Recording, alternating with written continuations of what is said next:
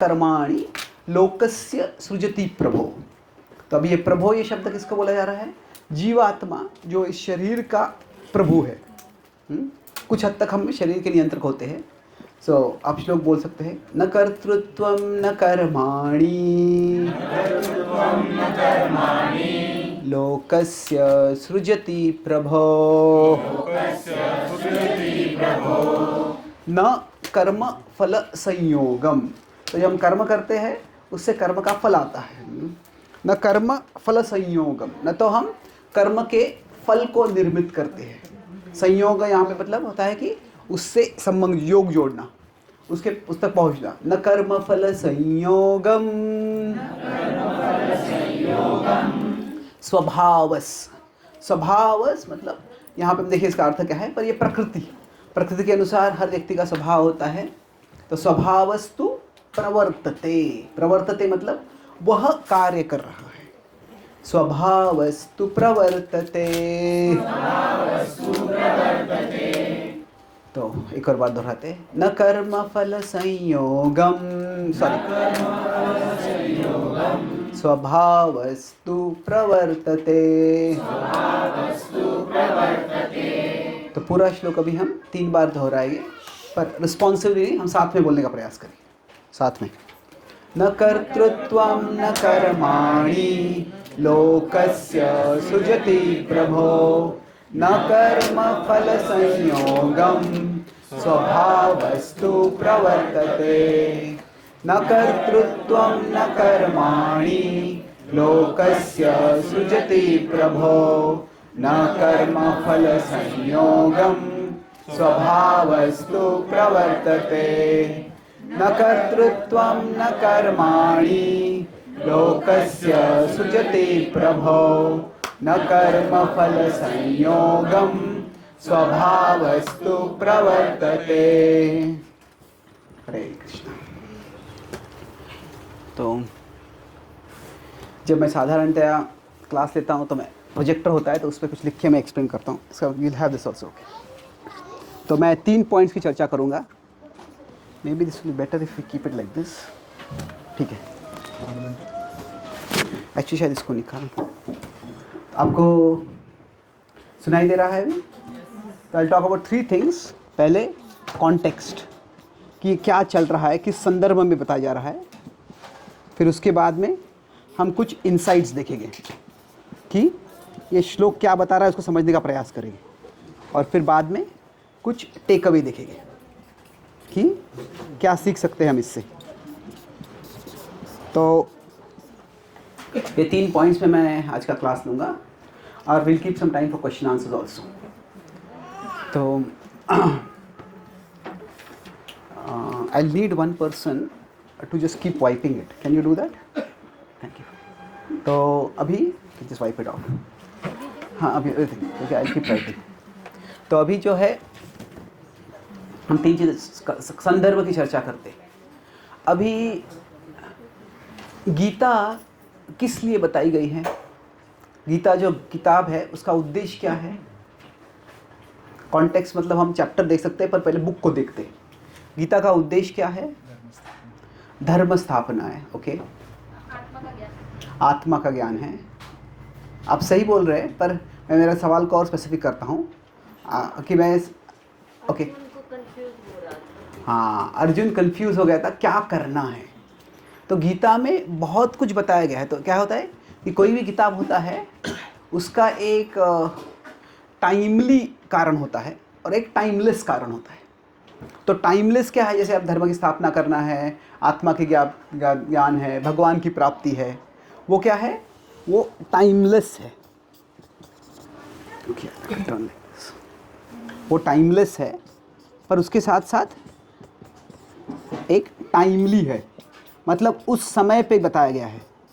और उस समय पे जो बताया गया है वो किस कारण से बताया है कि अर्जुन को द्वंद्व है, युद्ध करना है या युद्ध नहीं करना है। तो ऐसे नहीं है कि वहाँ पे एक योजनाबद्ध, जैसे कि कोई कोर्स होता है तो लेसन प्लान होता है, तो पहले सेशन में ये होगा, सेकंड सेशन में ये होगा, थर्ड सेशन में वैसे होगा। तो गीता जो है आजकल के हम ऐसे, गीता जो है एक तरह से it is not so much lecture, वो क्या है, आजकल की भाषा इस्तेमाल करेंगे तो वो एक पॉडकास्ट है। तो पॉडकास्ट का मतलब क्या होता है कि जिससे जैसे सवाल आते हैं वैसे जवाब होते हैं। तो जो डिस्कशन होता है वो ऑर्गेनिकली डेवलप होता है। तो पॉडकास्ट का विपरीत होता है कि तो लेक्चर हो सकता है, 1 वे हो सकता है, और 2 वे भी होगा तो भी एक इंटरव्यू हो सकता है। इंटरव्यू में क्या होता है को वो जिसका इंटरव्यू हो रहा है उसको पहले क्वेश्चंस पहले सप्लाई किए जाते हैं, तो एक तरह से स्क्रिप्टेड होता है वो। ठीक है, ये सवाल है तो इसका मैं जवाब दूंगा। पर क्या है, अभी जब अर्जुन सवाल शुरू करते हैं, जब अर्जुन शुरू करते हैं, अर्जुन को द्वंद्व होता है कि युद्ध करना है या युद्ध नहीं करना है। तो ऐसे नहीं कि भगवान प्लान करते हैं कि मुझे कर्मयोग के बारे में बताया है, मुझे कर्मयोग के बारे में बताना है या ज्ञान योग के बारे में बताना है, भक्ति योग के बारे में बताना है। कृष्ण का उद्देश्य है कि अर्जुन का जवाब देना, अर्जुन के सवाल का जवाब देना।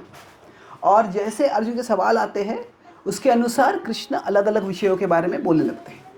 ऑफ कोर्स कृष्ण की एक्सपर्टीज़ है क्योंकि भगवान है, तो जो इस तरह से पॉडकास्ट के रूप में सवाल जवाब हो रहे हैं उसमें भी कृष्ण एक बहुत ही कॉम्प्रिहेंसिव मैसेज देते हैं और उसमें भी एक स्ट्रक्चर हम देख सकते हैं। तो अभी अर्जुन का प्राइमरी सवाल क्या है कि फाइट या डोंट फाइट, मैं युद्ध करूं या युद्ध न करूं। और ये सवाल उस पर क्यों आ रहा है कि उसको 2 धर्म है, कि अगर वो क्षत्रिय है तो उसका क्षत्रिय धर्म है कि जो भी आक्रमण कर रहा है उसके खिलाफ युद्ध करना चाहिए।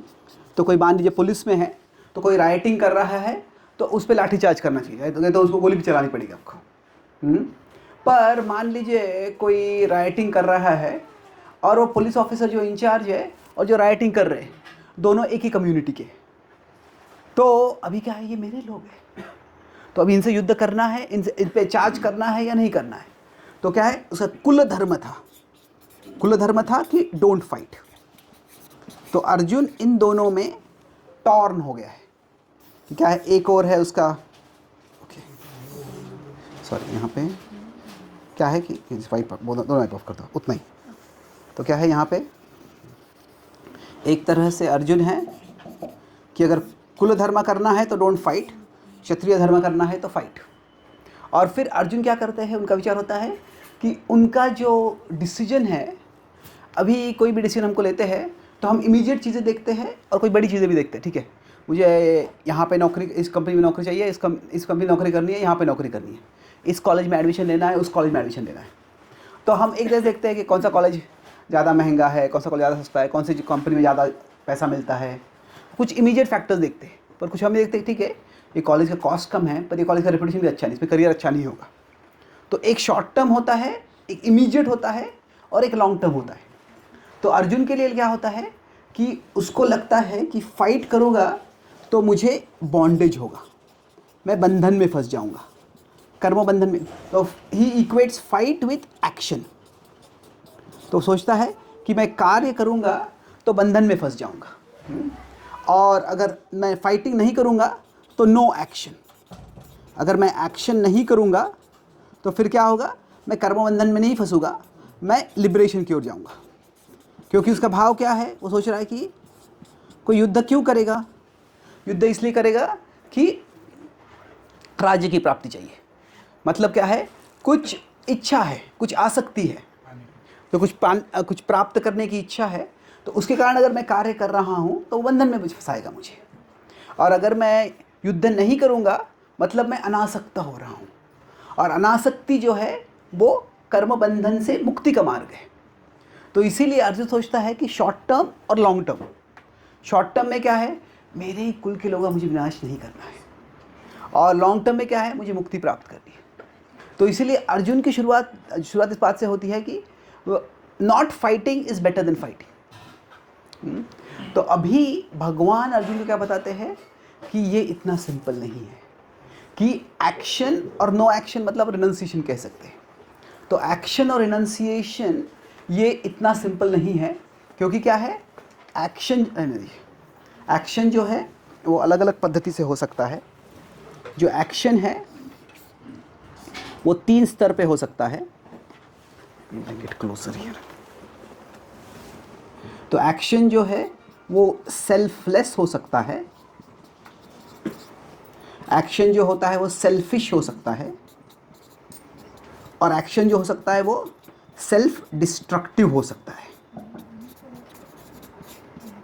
कि एक्शन क्या है, हम जो कार्य करते हैं वो निस्वार्थ कार्य हो सकता है, जो स्वार्थपूर्ण कार्य हो सकता है। और तीसरा है सेल्फ डिस्ट्रक्टिव। सेल्फ डिस्ट्रक्टिव मतलब क्या है कि कम से कम वो अपने स्वार्थ की पूर्ति कर रहा है। अभी कोई व्यक्ति है, वो बहुत पैसा कमाता है, केवल अपने परिवार के लिए रखता है, कुछ दान नहीं देता है, वो स्वार्थी है। पर कुछ ऐसा व्यक्ति है जितना पैसा कमाता है वो शराब में गवा देता है, जुए में गवा देता है, और क्या है वो स्वार्थी भी नहीं है, एक तरह से खुद का भी स्वार्थ नहीं देख रहा है, वो आत्मघातक है। तो अभी भगवान बोलते हैं कि आप इतना सिंपली नहीं कह सकते कि एक्शन जो है उसके अनुसार एक्शन आपको बंधन में डालेगा, या जो रिनंसिएशन है, तो भगवान कहते हैं कि वो हो सकता है आपका मैच्योर हो सकता है या प्री मैच्योर हो सकता है। कि जब आप वैराग्य कर रहे हैं तो वो मैच्योर मतलब परिपक्व होके आपने वैराग्य किया है। तो अभी मैं जो बता रहा हूँ थोड़ा गीता का पूरा स्ट्रक्चर बता रहा हूँ, फिर हम इस पे अभिषेक पे आएंगे। तो अभी do we have any other colour markers also by chance? No no, okay, no problem. तो अभी जो सेल्फलेस है इसमें क्या करते हैं भगवान, 2 बताते हैं। यहाँ पे कर्म योग आता है और यहाँ पे भक्ति योग आता है। कि निस्वार्थ कार्य अगर कोई करता है तो इसमें कर्म योग और भक्ति योग आता है। और परिपक्व वैराग्य जो है इसमें ज्ञान योग और ध्यान योग आता है।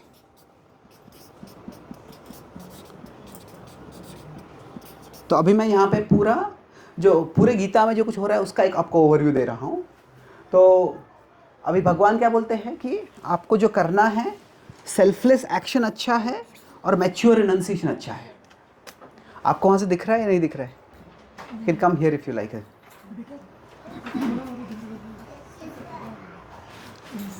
एक काम कर सकते हैं, आपको चाहिए तो यहाँ पे भी आ सकते हैं या इसको आगे कर सकते हैं आप। ओके, बिकॉज ये देखे बिना आपको कुछ समझ में नहीं आएगा, ये देख के भी आपको समझ में आएगा कि पता नहीं है क्योंकि मैं जो बोल रहा हूँ थोड़ा कॉम्प्लिकेटेड है। Are you able to see from here? अच्छा, आप लाइव में देख सकते चाहिए तो आपको वहाँ पे फ़ोन में आप लाइव में देख सकते हैं फिर। ओके, तो अभी जो सेल्फलेस एक्शन जो है उसमें कर्म योग है, भक्ति योग है। जो मैच्योर रिनंसिएशन है उसमें ध्यान योग है और ज्ञान योग है। तो इस तरह से ये दोनों को भगवान रिकमेंड करते हैं। अब ये सेल्फिश एक्शन जो है उसको भगवान ना बोलते हैं, यह है कर्मकांड।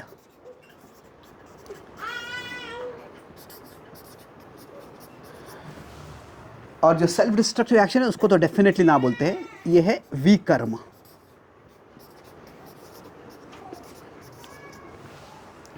तो मतलब क्या है, कोई पाप पुण्य कार्य कर रहा है, पाप पूर्ण कार्य कर रहा है तो वो विकर्म है, वो तो बिल्कुल नहीं करना है। और पुण्य कार्य कर रहा है वो अच्छा है, पर पुण्य से मुक्ति नहीं मिलती है, भक्ति से मुक्ति मिलती है। पुण्य से व्यक्ति स्वर्ग में जाएगा पर जगत में कर्म बंधन में फंसा रहेगा। और फिर जो प्री मैच्योर रिनंसिएशन है इसको भी भगवान ना बोलते हैं। तो अभी जो कर्मयोग है इसका उल्लेख चैप्टर्स 3 to 5 में है। जो ध्यान योग है इसका उल्लेख चैप्टर 6 में है। जो ज्ञान योग है इसका 18 चैप्टर में आता है उल्लेख। वास्तव में कह सकते हैं 13 से 18 में ज्ञान के बारे में आ रहा है, पर ख़ास करके 18 में आता है वो। अभी भक्ति योग जो है 7 से 12 में आता है और फिर 18 में भी आता है एंड में। कर्मकांड जो है यह भगवद गीता के दूसरे अध्याय में भगवान बोलते हैं 2.41 to 46 में। विकर्म जो है वो 2.31 टू एक्चुअली ये कह सकते हैं 2.31 to 46 कर्मकांड और कर्मयोग को कंपेयर करते हैं वो। और विकर्म जो है उसके बारे में भगवान कई जगह पे बोलते हैं, पर ऐसा सेपरेट सेक्शन नहीं है। क्यों क्या है कि अर्जुन तो विकर्म करने वाला नहीं है, इसलिए इसका उतना जोर नहीं दिया है, पर कुछ लोग आते हैं 3.16 आता है या 2.34 आता है। ऐसे अलग अलग श्लोक है जिसमें विकर्म के बारे में बताया गया है। और अभी 3.5 और 3.6 में है वो प्री मैच्योर रिनंसिएशन के बारे में बात कर रहे हैं। तो अभी क्या है कि इसमें तो मतलब गीता क्या है, अर्जुन के सवाल का जवाब देते हुए वो अलग अलग विषयों पर जाते हैं।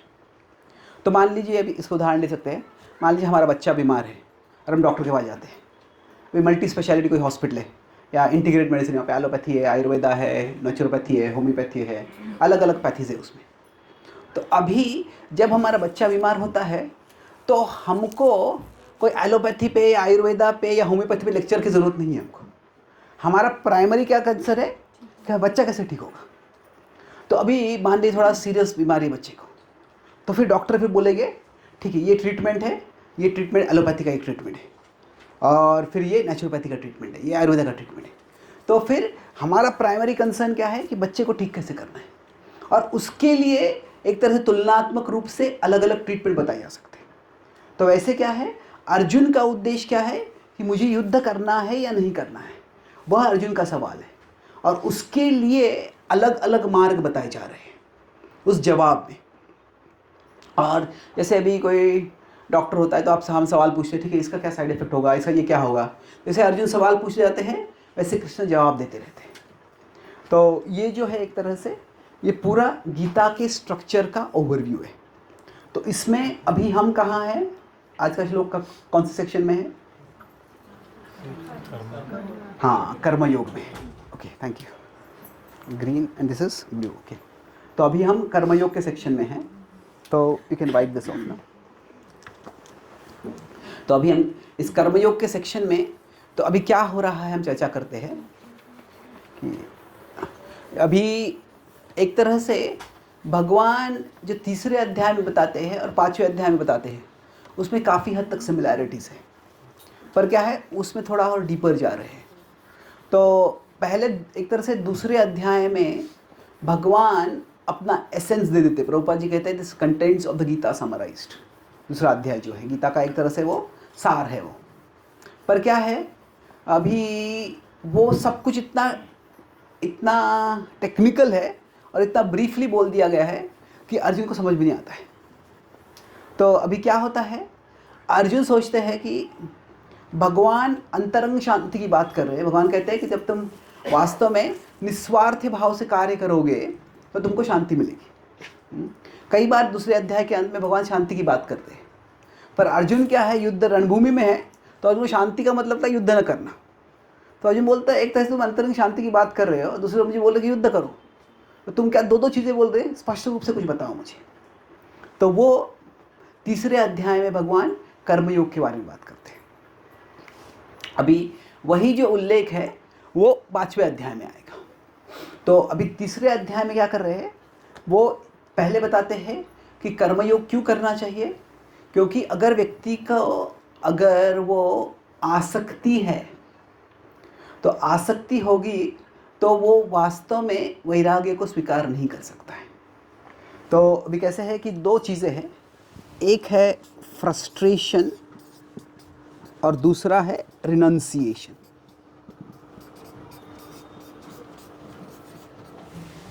फ्रस्ट्रेशन का कोई हिंदी शब्द है क्या?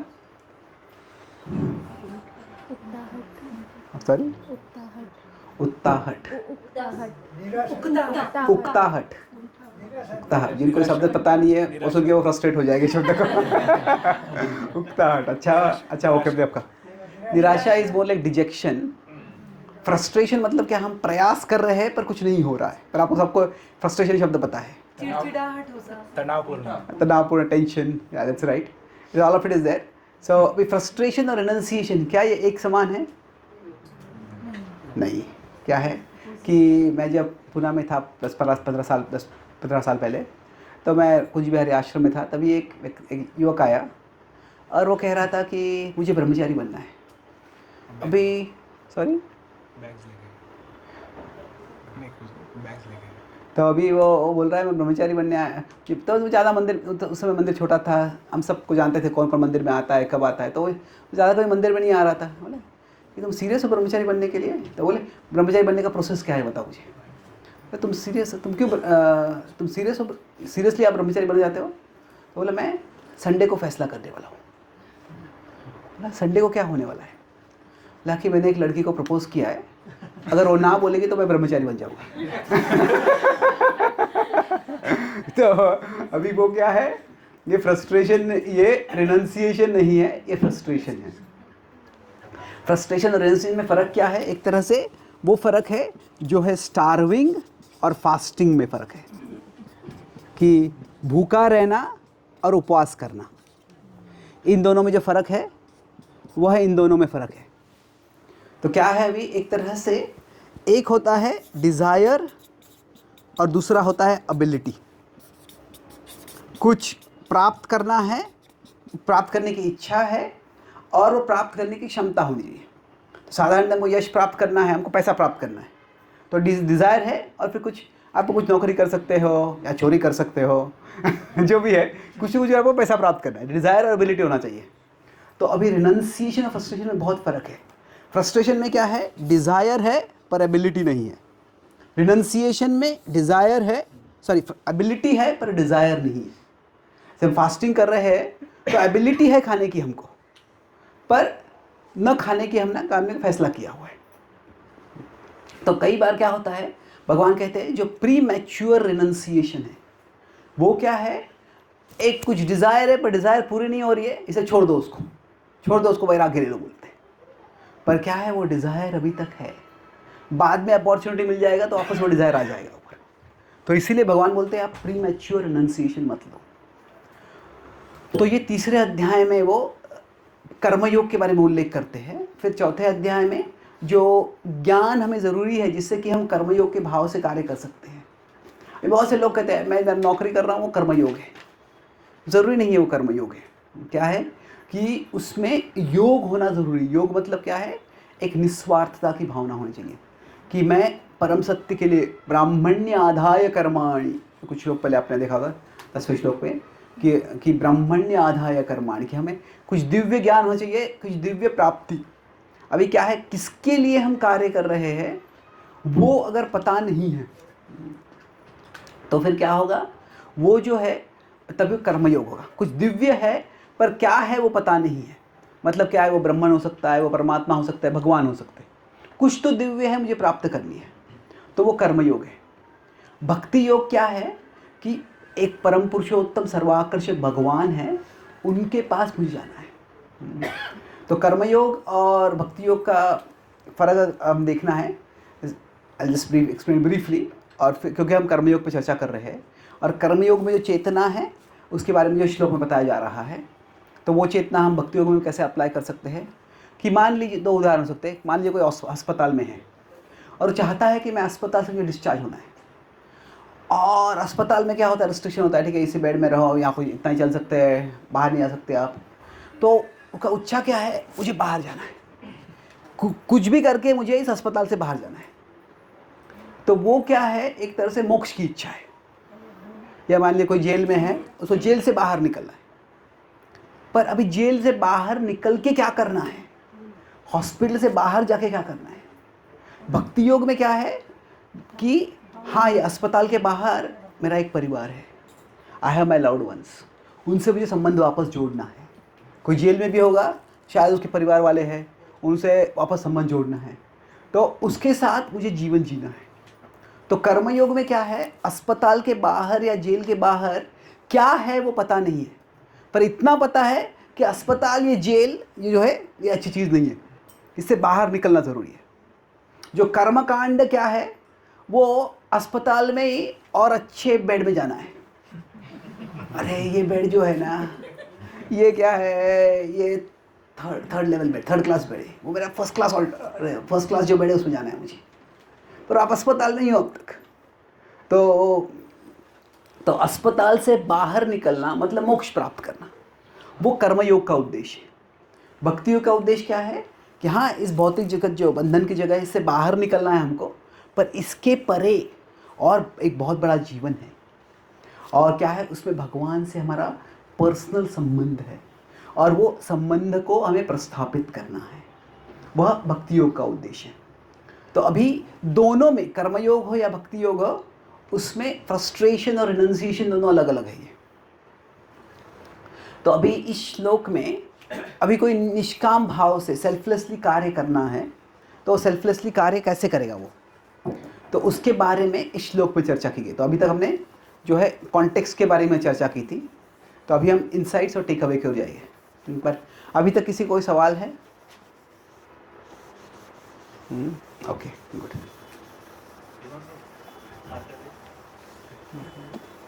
Okay, thank you.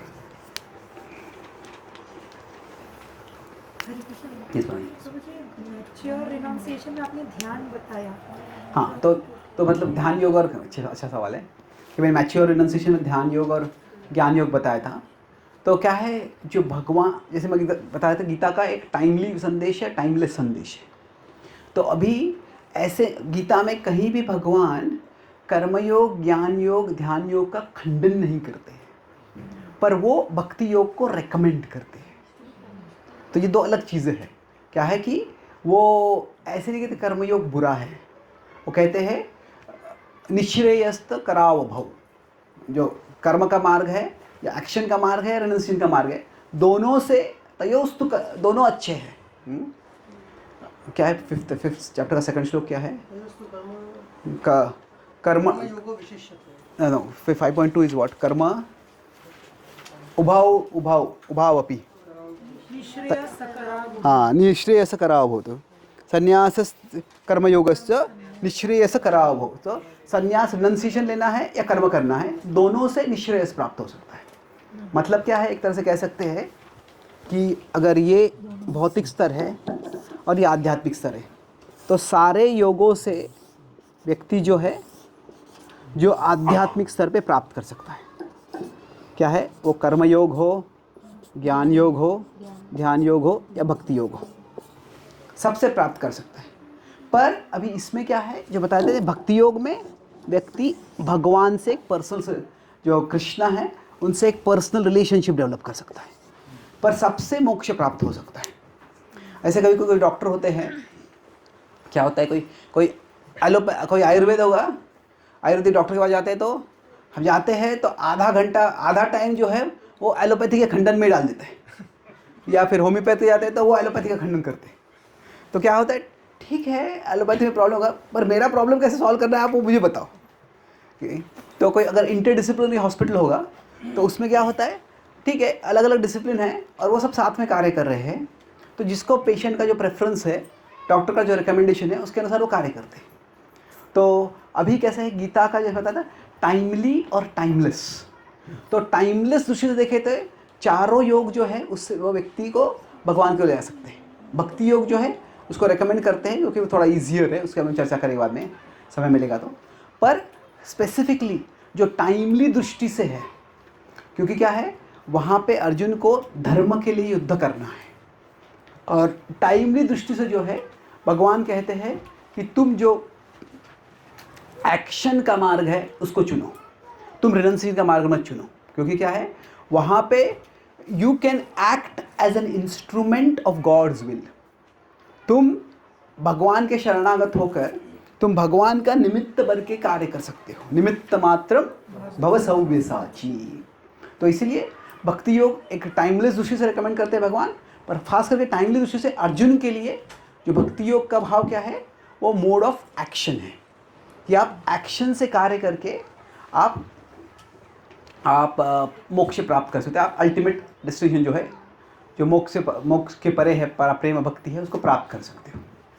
Okay, thank you. Yes please. देखो कर्म और कर्मयोग अलग है। हम जो साधारण लोग करते हैं वो कर्म है, सब लोग कर्म करते हैं। नहीं कश्चित क्षणमपि जातु तिष्ठत्य अकर्म कृत। भगवान कहते हैं कोई भी व्यक्ति कर्म किए बिना नहीं रह सकता है। अभी वो सत्य है, पर जो हम कर्म योग करते हैं, योग जैसे आ गया मतलब उसका भाव है कि वहाँ पे कुछ अल्टीमेट पर्पस है, उसके बिना योग नहीं होता है। तो कर्म योग से भी मुक्ति प्राप्त होती है, तो सब योगों से मुक्ति प्राप्त होती है। यस प्रभु। मोक्ष, which you are saying, तीनों से जो मोक्ष मिलेगा different from bhakti yoga? Yes of course, जैसे बताएंगे ना, जैसे बताया था ना कि आप जेल से बाहर आ गए, पर शायद व्यक्ति शायद 20, 30, 40 साल जेल में रहा है और उसके रिश्तेदार कहाँ हैं उसको पता भी नहीं है, और शायद वो रिश्तेदार ने कुछ लेटर लिखा नहीं है, कभी मिलने नहीं आए हैं उसका फैमिली। तो अभी जेल से बाहर आने के बाद पूरी दुनिया में क्या है, कहाँ है मेरे रिश्तेदार, कहाँ है मेरा फैमिली, वो सब ढूंढना है। तो वो क्या है, वो एक तरह से जेल से मुक्त हो गया है, पर क्या इधर फ्रीडम जो होता है वो 2 काइंड्स का होता है, freedom from and freedom for, कि मैं किस चीज़ से मुक्त हुआ हूँ और किस चीज़ के लिए मुक्त हो गया हूँ।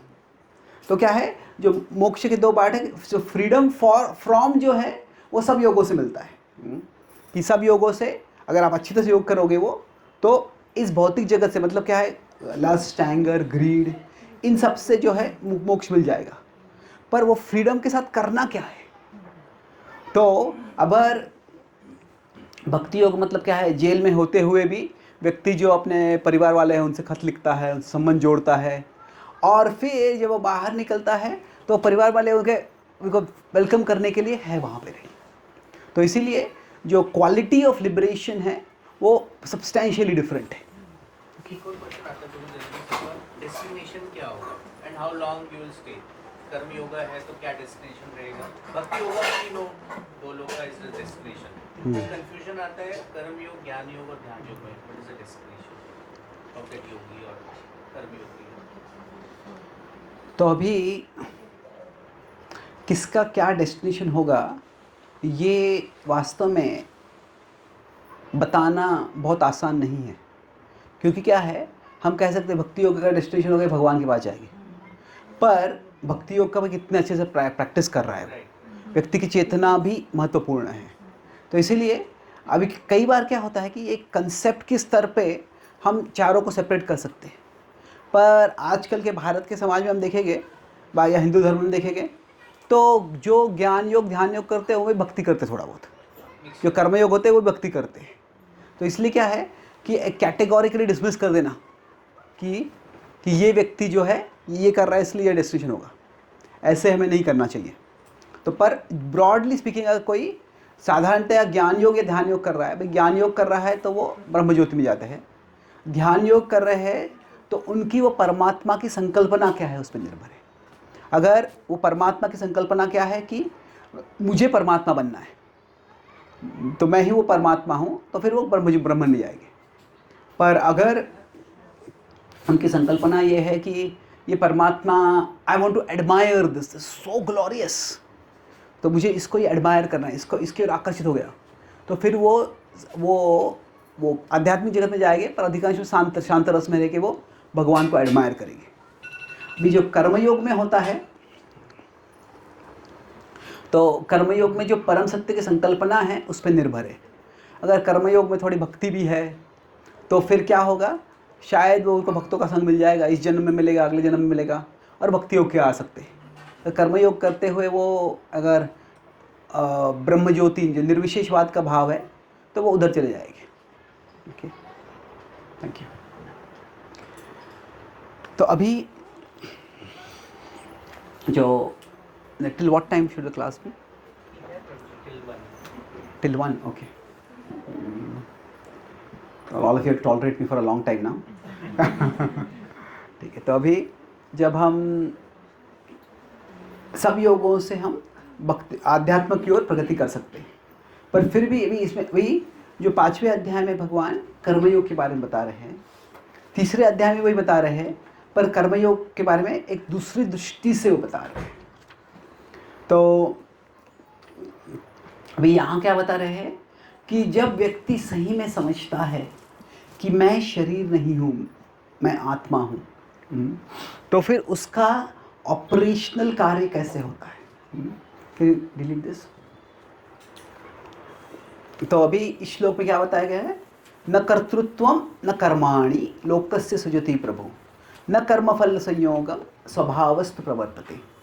तो इस श्लोक में बेसिकली 4 चीज़ें बताई गई हैं।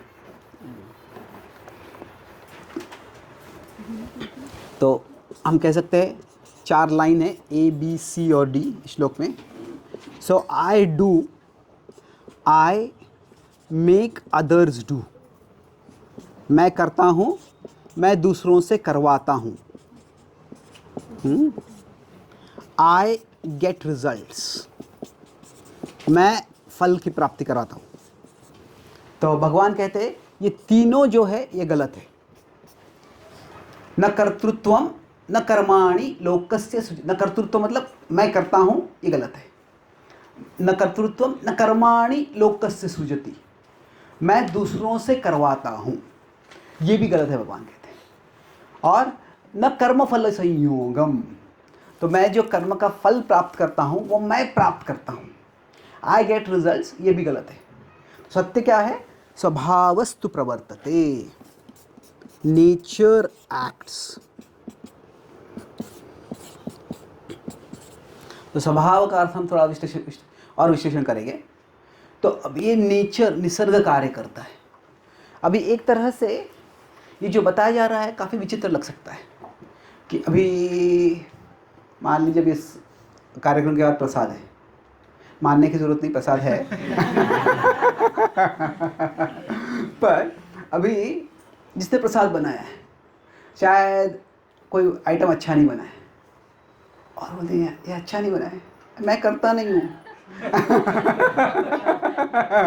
अभी मैं करता नहीं हूँ, ये बोलने का अर्थ it is not a licence for irresponsibility. क्या है कि मैं तो करता नहीं हूँ, क्या अगर ये अच्छा है, कोई श्लोक सुन लिया, बोले ये स्वीट राइस पे आपने नमक डाल दिया है, ठीक है, स्वभावस्तु प्रवर्तते स्वभाव ने सब कुछ कर दिया है। नहीं, ऐसी बात नहीं है ये। तो क्या है, ये एक फिलॉसफी के स्तर पे, तत्वज्ञान पे स्तर पे कोई पॉइंट एम्फसाइज किया जा रहा है। तो अभी कई जगह पे भगवगीता में ऐसा भाव आता है कि we are not the doers, हम करता नहीं है। और शास्त्र में एक प्रिंसिपल है कि हमें समन्वय ढूंढना है। समन्वय मतलब क्या? रिकंसिलिएशन। मतलब एक जगह पे एक चीज़ बोली गई है, दूसरी जगह पे दूसरी चीज़ बोली गई है, तो दोनों को हार्मोनाइज करना है, दोनों को साथ में लाना है। अगर डॉक्टर बोलता है कि तुमको डायबिटीज़ हुआ है, तुमको बिल्कुल स्वीट नहीं लेना चाहिए, पर डॉक्टर बोलता है कि तुम शुगर केन जूस ले लो, पर आपने बोला स्वीट लेना, शुगर केन जूस लेना है, ठीक है, तुम्हारी जो बीमारी है शुगर केन जूस उसके अच्छा। तो क्या है, दो अपोजिट स्टेटमेंट है, तो उसको थोड़ा रिकंसाइल करना ज़रूरी है। तो अभी ये ऐसे स्टेटमेंट गीता में कई बार आते हैं कि हम करता नहीं है, पर एक तरह से गीता का उद्देश्य क्या है? अर्जुन से कुछ करवाना है। अर्जुन युद्ध नहीं करना चाहते हैं, भगवान कहते हैं अर्जुन से आप युद्ध करो। और गीता के अंत में भी भगवान क्या बोलते हैं? 18.63 में बोलते हैं विमृश्यैतदशेषेण यथेच्छसि तथा कुरु, कि आप चिंतन करो और अभी आप फैसला करो आपको क्या करना है। तो करूँ मतलब क्या है? करता है, आपको फैसला करना है। और अर्जुन भी क्या कहते हैं at the end of the Gita 1873 में? करिष्ये वचनम तव, कि मैं आपके वचन करूँगा। तो एक तरह से क्या है, कैन यू रिपीट दिस, कि एक तरह से ये भाव है कि गीता में बताया गया we are not the doers, और एक तरह से बताया कि do this and I will do this. तो इसमें क्या है, अभी हमको समन्वय ज़रूरी है। यस, ओके, जो मैं वही बता रहा था कि गीता में दो प्रकार के वाक्य हैं। एक है कि we are not the doer, pendulum है, हम उसको देख सकते हैं कि नॉट द डूअर जो है 3.27 आता है, प्रकृति क्रियमाणानि है, या अभी जो है 5.14 है, न कर्तृत्वम न कर्माणि लोकस्य सृजति प्रभु। पर डू जो भगवान बता रहे 18.63 में कि आपको ऐसे करना है, आप विचार करके फिर फैसला करो तुम्हें क्या करना है।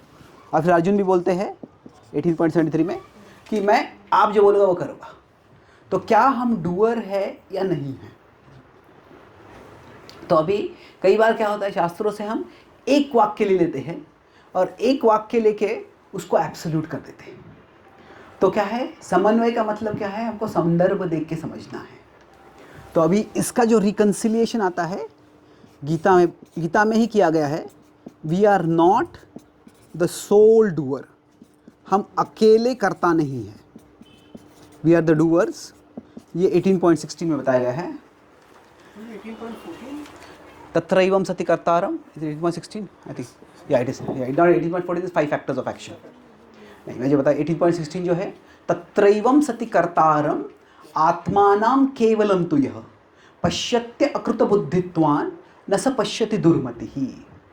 तत्रैवं, इन सब में तत्रैवं सति कर्तारम, जो सोचता है आत्मानां केवलं तु यः, कि मैं अकेला कार्य कर रहा हूँ, वो जो है अब आत्मानां के पश्यत्य अकृत बुद्धित्वान्, वो व्यक्ति ज़्यादा बुद्धिमान नहीं है। पश्यत्य अकृत बुद्धित्वान् न स पश्यति दुर्मति, तो वो देख नहीं रहा है और वो विमोहित हो रहा है। तो अभी जो भगवान बता रहे हैं कि सी फिलोसॉफिकल विजन, पूरे क्लास में जो बता रहा हूँ कि this will probably one of the most important minds. See philosophical vision is meant to expand our normal vision, not reject our normal vision। कि क्या है, तत्वज्ञान से हमको जो दृष्टि मिलती है, तो जो हमें आँखों से दिखता है उससे और कुछ हमें देखना है। जो आँखों से दिखता है उसको ठुकराना नहीं है। वो क्या है कि अगर मैं चल रहा हूँ और नीचे पानी गिरा, मैं फिसल के गिर जाता हूँ, तो अभी क्या है, व्यावहारिक दृष्टि से मैं क्यों गिर गया, और पानी फिसल गया, गिर गया। पर तत्वज्ञान के दृष्टि से क्या है कि अभी मान लीजिए 3 व्यक्ति चल रहे हैं बाजू बाजू में, तीनों पानी में फिसलते गिर जाते हैं, पर एक व्यक्ति जो है वो बाजू में कुछ पिलर है उसको पकड़ लेता है और वो थोड़ा गिरने जैसे होता है पर संभल जाता है। दूसरा व्यक्ति पूरा गिर जाता है और पर क्या ज़मीन पे गिरता है, nothing is damaged except his pride. क्या होता है कि वो थोड़ा एम्बेरस हो गया, मैं गिर गया। पर तीसरा व्यक्ति गिर जाता है और वहाँ पे कंस्ट्रक्शन चल रहा है, कोई शार्प पत्थर है, पत्थर पे उसका सिर लग जाता है, उसको ब्रेन हिमरेज हो जाता है। तो अभी क्या हो गया, तीनों व्यक्ति क्यों गिरे, एक तरह से कह सकते हैं वो पानी में फिसल गए इसलिए गिरे, पर तीनों के साथ जो रिजल्ट हुआ वो बहुत अलग था। अभी ये अलग क्यों हुआ, this is where past karma comes in. किसी किसी व्यक्ति का पास्ट कर्मा ऐसे होता है कि वो यहाँ पे छोटी सी घटना होती है और उसका बड़ा कॉन्सिक्वेंस हो जाता है। तो अभी क्या है कि जो मतलब कर्म का, not the sole doer, can read this now, मतलब क्या है कि हम जो कार्य करते हैं उसका परिणाम होता है, हमारे चॉइसेस के कॉन्सिक्वेंसेस होते हैं। हम डूअर है, मतलब अभी मैं आपको कुछ ये क्लास जो है समझाने का प्रयास कर रहा हूँ, कुछ पॉइंट्स बताने का प्रयास कर रहा हूँ, तो मुझे जिम्मेदारी से क्या करना है, जितना हो सके वो समझाने का प्रयास करना है। पर क्या है, कितना आप समझ पाएंगे या कितना मैं वास्तव में समझा पाऊंगा आपको, ये मैं डिटरमिन नहीं करता हूँ। तो क्या है, कई फैक्टर्स आते हैं, it is not determine only by present action. क्या है कि मैंने पहले कितने क्लासेस दिए हैं, मैंने कितना समझाया है पहले, कि लोगों को कितने समझने की कैपेसिटी है, कैसे क्या समझाना है, मेरे एक्सपीरियंस पे निर्भर है, आपके लेवल पे निर्भर है। मैं अभी जो बता रहा हूँ ये क्या है कि ये कोई गीता नया पहली बार सुनने आया तो उसको वो ज़्यादा कुछ समझ में नहीं आएगा ये क्या बोल रहे हैं। हम गीता के डीप डाइव कर रहे हैं, तो क्या है कि जो रिज़ल्ट होता है, हमारे एफर्ट्स इम्पॉर्टेंट है, बट हमारे एफर्ट्स अलोन से रिज़ल्ट नहीं होता है। तो जो हम देखते हैं कि नॉर्मली ये एक्शन होता है तो इसका ये रिज़ल्ट होता है। तो नॉर्मल सिस्टम क्या है, मैं if I do work worth 100 I will get result worth 100। तो ये कर्म का नियम है। तो पर कभी कभी ऐसा होता है कि मैं 100 का कार्य करता हूँ और रिजल्ट 10 का आता है। कभी कभी ऐसा होता है कि मैं 10 का कार्य करता हूँ और 100 का रिजल्ट आता है। कभी ऐसे होता है, कोई विद्यार्थी बोलता है कि मैंने बहुत पढ़ाई की और ऐसे सवाल आ गए, बहुत कठिन सवाल थे, मैंने बहुत मेहनत की पर मुझे जो रिजल्ट्स मिले हैं वो अच्छे नहीं मिले। ये होता है। पर कभी कभी ऐसे भी होता है कि हम थोड़ी सी पढ़ाई कर जाते हैं और जो पढ़ते हैं वो एग्ज़ाम में आ जाता है, अच्छे मार्क्स मिल जाते हैं। तो क्या होता है कि मतलब अभी 100 करने पे 10 मिला है, उसका मतलब क्या है, पास कर्मा से -90 आ गया है। और अगर 10 करने से 100 मिला है तो उसका मतलब पास कर्मा से +90 आया है। तो क्या है, तो प्रेजेंट एक्शन से रिजल्ट आते हैं, ये क्या है हमारा, लाइक ए कह सकते हैं, let's call it P R is present action. Present action से रिजल्ट आते हैं, ये सत्य है, ये हमारा नॉर्मल विजन है। अगर मैं ज़्यादा नमक डालता हूँ कोई रसोई करते हुए तो स्वाद अच्छा नहीं होता है उसका। तो ये क्या है, कई बार ऐसे परिस्थिति होती है कि हमारे इमीडिएट एक्शन से इमीडिएट रिजल्ट आ जाता है। तो अभी कभी कभी क्या होता है, इमीडिएट एक्शन छोटा होता है पर बड़ा रिजल्ट आ जाता है, पॉजिटिव हो या नेगेटिव भी हो। छोटी सी गलती होती है, उससे बहुत बहुत बहुत डैमेज हो जाता है। छोटा अच्छा कार्य करता है, उसका बहुत क्रेडिट मिल जाता है हमको। तो अभी क्या है, दिस इज, ये हमारा नॉर्मल विजन है कि present action leads to result, और नॉर्मल विजन को रिजेक्ट नहीं करना है। पर क्या है, एक और फैक्टर है इसमें, past action plus present action leads to result. अभी ये क्या है, ये जो है ये फिलॉसॉफिकल विजन है।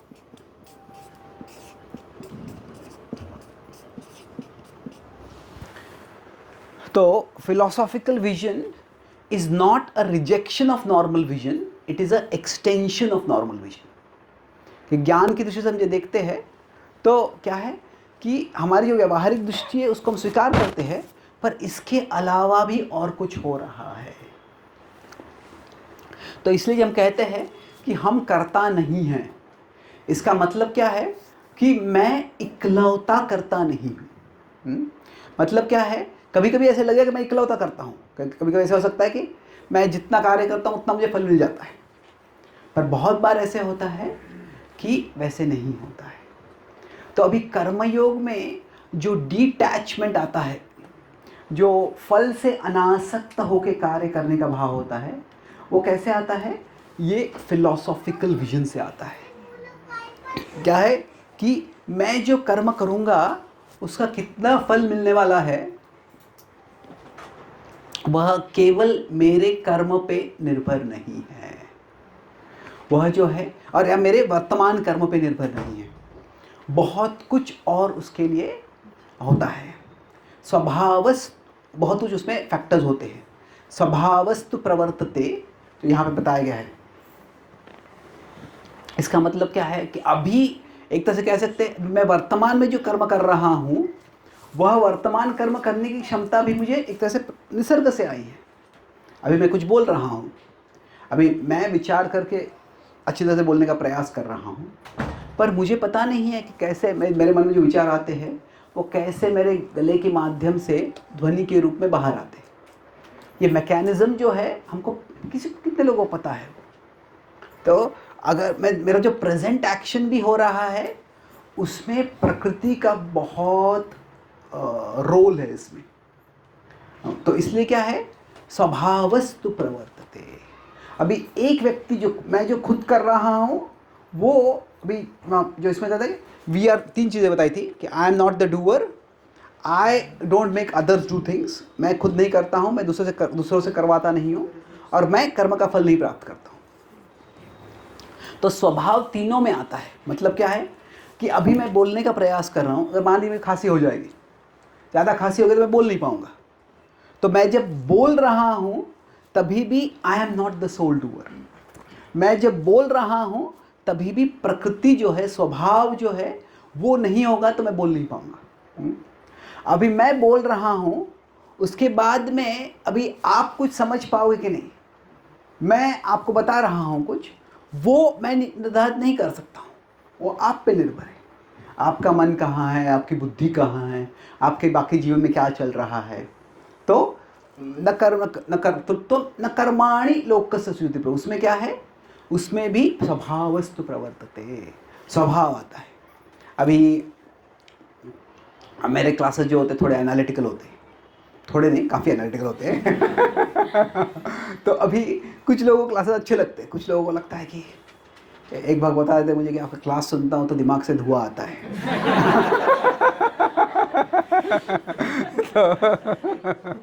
तो अभी कई बार ऐसे होगा कि व्यक्ति को लगे कि क्या ज़्यादा ओवरलोड हो गया, छोड़ दो तो कुछ लोगों की क्लास समझ में नहीं आएगी वो। तो अभी ये मेरा स्वभाव कह सकते हैं, आपका स्वभाव कह सकते हैं। कोई मैं इंटेलेक्चुअल हूँ, कोई और इंटेलेक्चुअल होगा तो उनको बहुत अच्छा लगेगा क्लास। मैं इंटेलेक्चुअल हूँ और कोई बिल्कुल नॉन इंटेलेक्चुअल है, तो फिर उसको लगा क्या चल रहा है ये इसमें कोई ये इतना दिमाग का वर्कआउट करने के लिए यहाँ पे नहीं आया था यहाँ पे तो क्या होगा, तो स्वभावस्तु प्रवर्तते। और फिर उसके बाद में जो है न कर्म फल संयोगम, तो जो कर्म का जो फल होता है, अगर मान लीजिए कोई डॉक्टर है, डॉक्टर कोई ट्रीटमेंट प्रिस्क्राइब करता है, तो अभी डॉक्टर ट्रीटमेंट प्रिस्क्राइब करने के बाद वो ट्रीटमेंट काम करेगा कि नहीं, वो जो है उसमें वो डॉक्टर निर्धारित नहीं करता है। मैं एक हॉस्पिटल में, स्पिरिचुअल हॉस्पिटल में गया था, वहाँ पे एक सेंटेंस था कि वी ट्रीट गॉड हील्स, कि हम दवाई देते हैं पर जो वास्तव में व्यक्ति ठीक होता है वो भगवान की योजना से होता है। कभी कभी डॉक्टर पूरा अच्छी तरह से ट्रीटमेंट देते हैं, बिल्कुल आप ये बीमारी है आप ये ट्रीटमेंट कर लो, पर फिर भी क्या होता है वो ठीक ही नहीं होता है व्यक्ति। कभी कैसे डॉक्टर बोलते हैं कि ये जो व्यक्ति है तुम 6 महीने में मरने वाले हो, और 6 साल के बाद वो डॉक्टर मर जाता है और व्यक्ति अब तक जीवित है तो कई बार क्या होता है कि जो कर्म फल संयोग है वो हमारे नियंत्रण में नहीं है। तो जब इस तरह से एक फिलोसॉफिकल विजन आ जाता है तो उससे there can be 2 things, delete all ना, कि जब हम कर्म करते हैं तो अगर आपको श्लोक पता हो, कर्मण्येवाधिकारस्ते मा फलेषु कदाचन, तो इसमें एक तरह से 2 चीज़ें बताई गई हैं। क्या है कि commitment to action and detachment from result. तो अभी ये थोड़ा एक तरह से बहुत विचित्र है ये, और अदर ये बहुत चैलेंजिंग है कैसे करना, जो एक्शन है और जो रिजल्ट है। तो भगवान बोलते हैं एक्शन के लिए हमको क्या है, कमिटमेंट रखना चाहिए कि मुझे डेडिकेटेड होके जो भी एक्शन है मुझे करना है, कर्मण्येवाधिकारस्ते, पर जो रिजल्ट है उससे डिटैचमेंट चाहिए।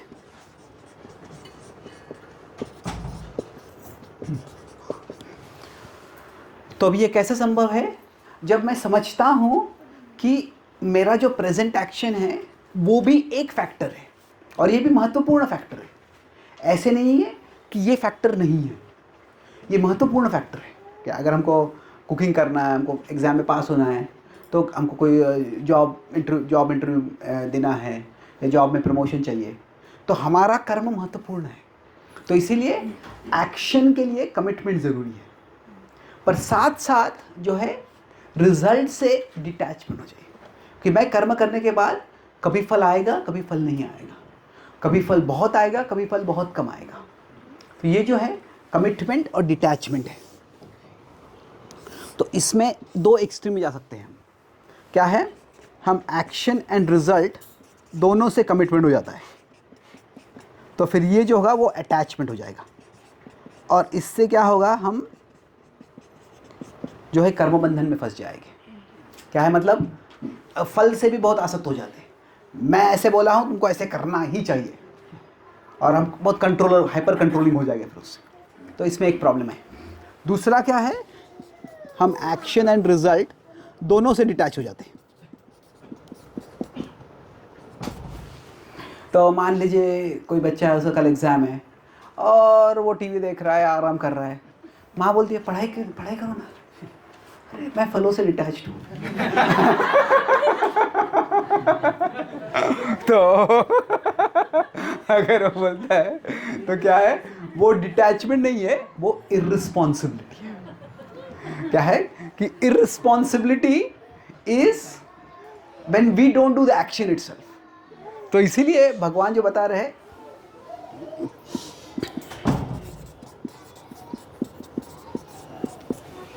भगवान ये बता रहे हैं कि आप कर्म करो पर फल से आसक्त मत रहो।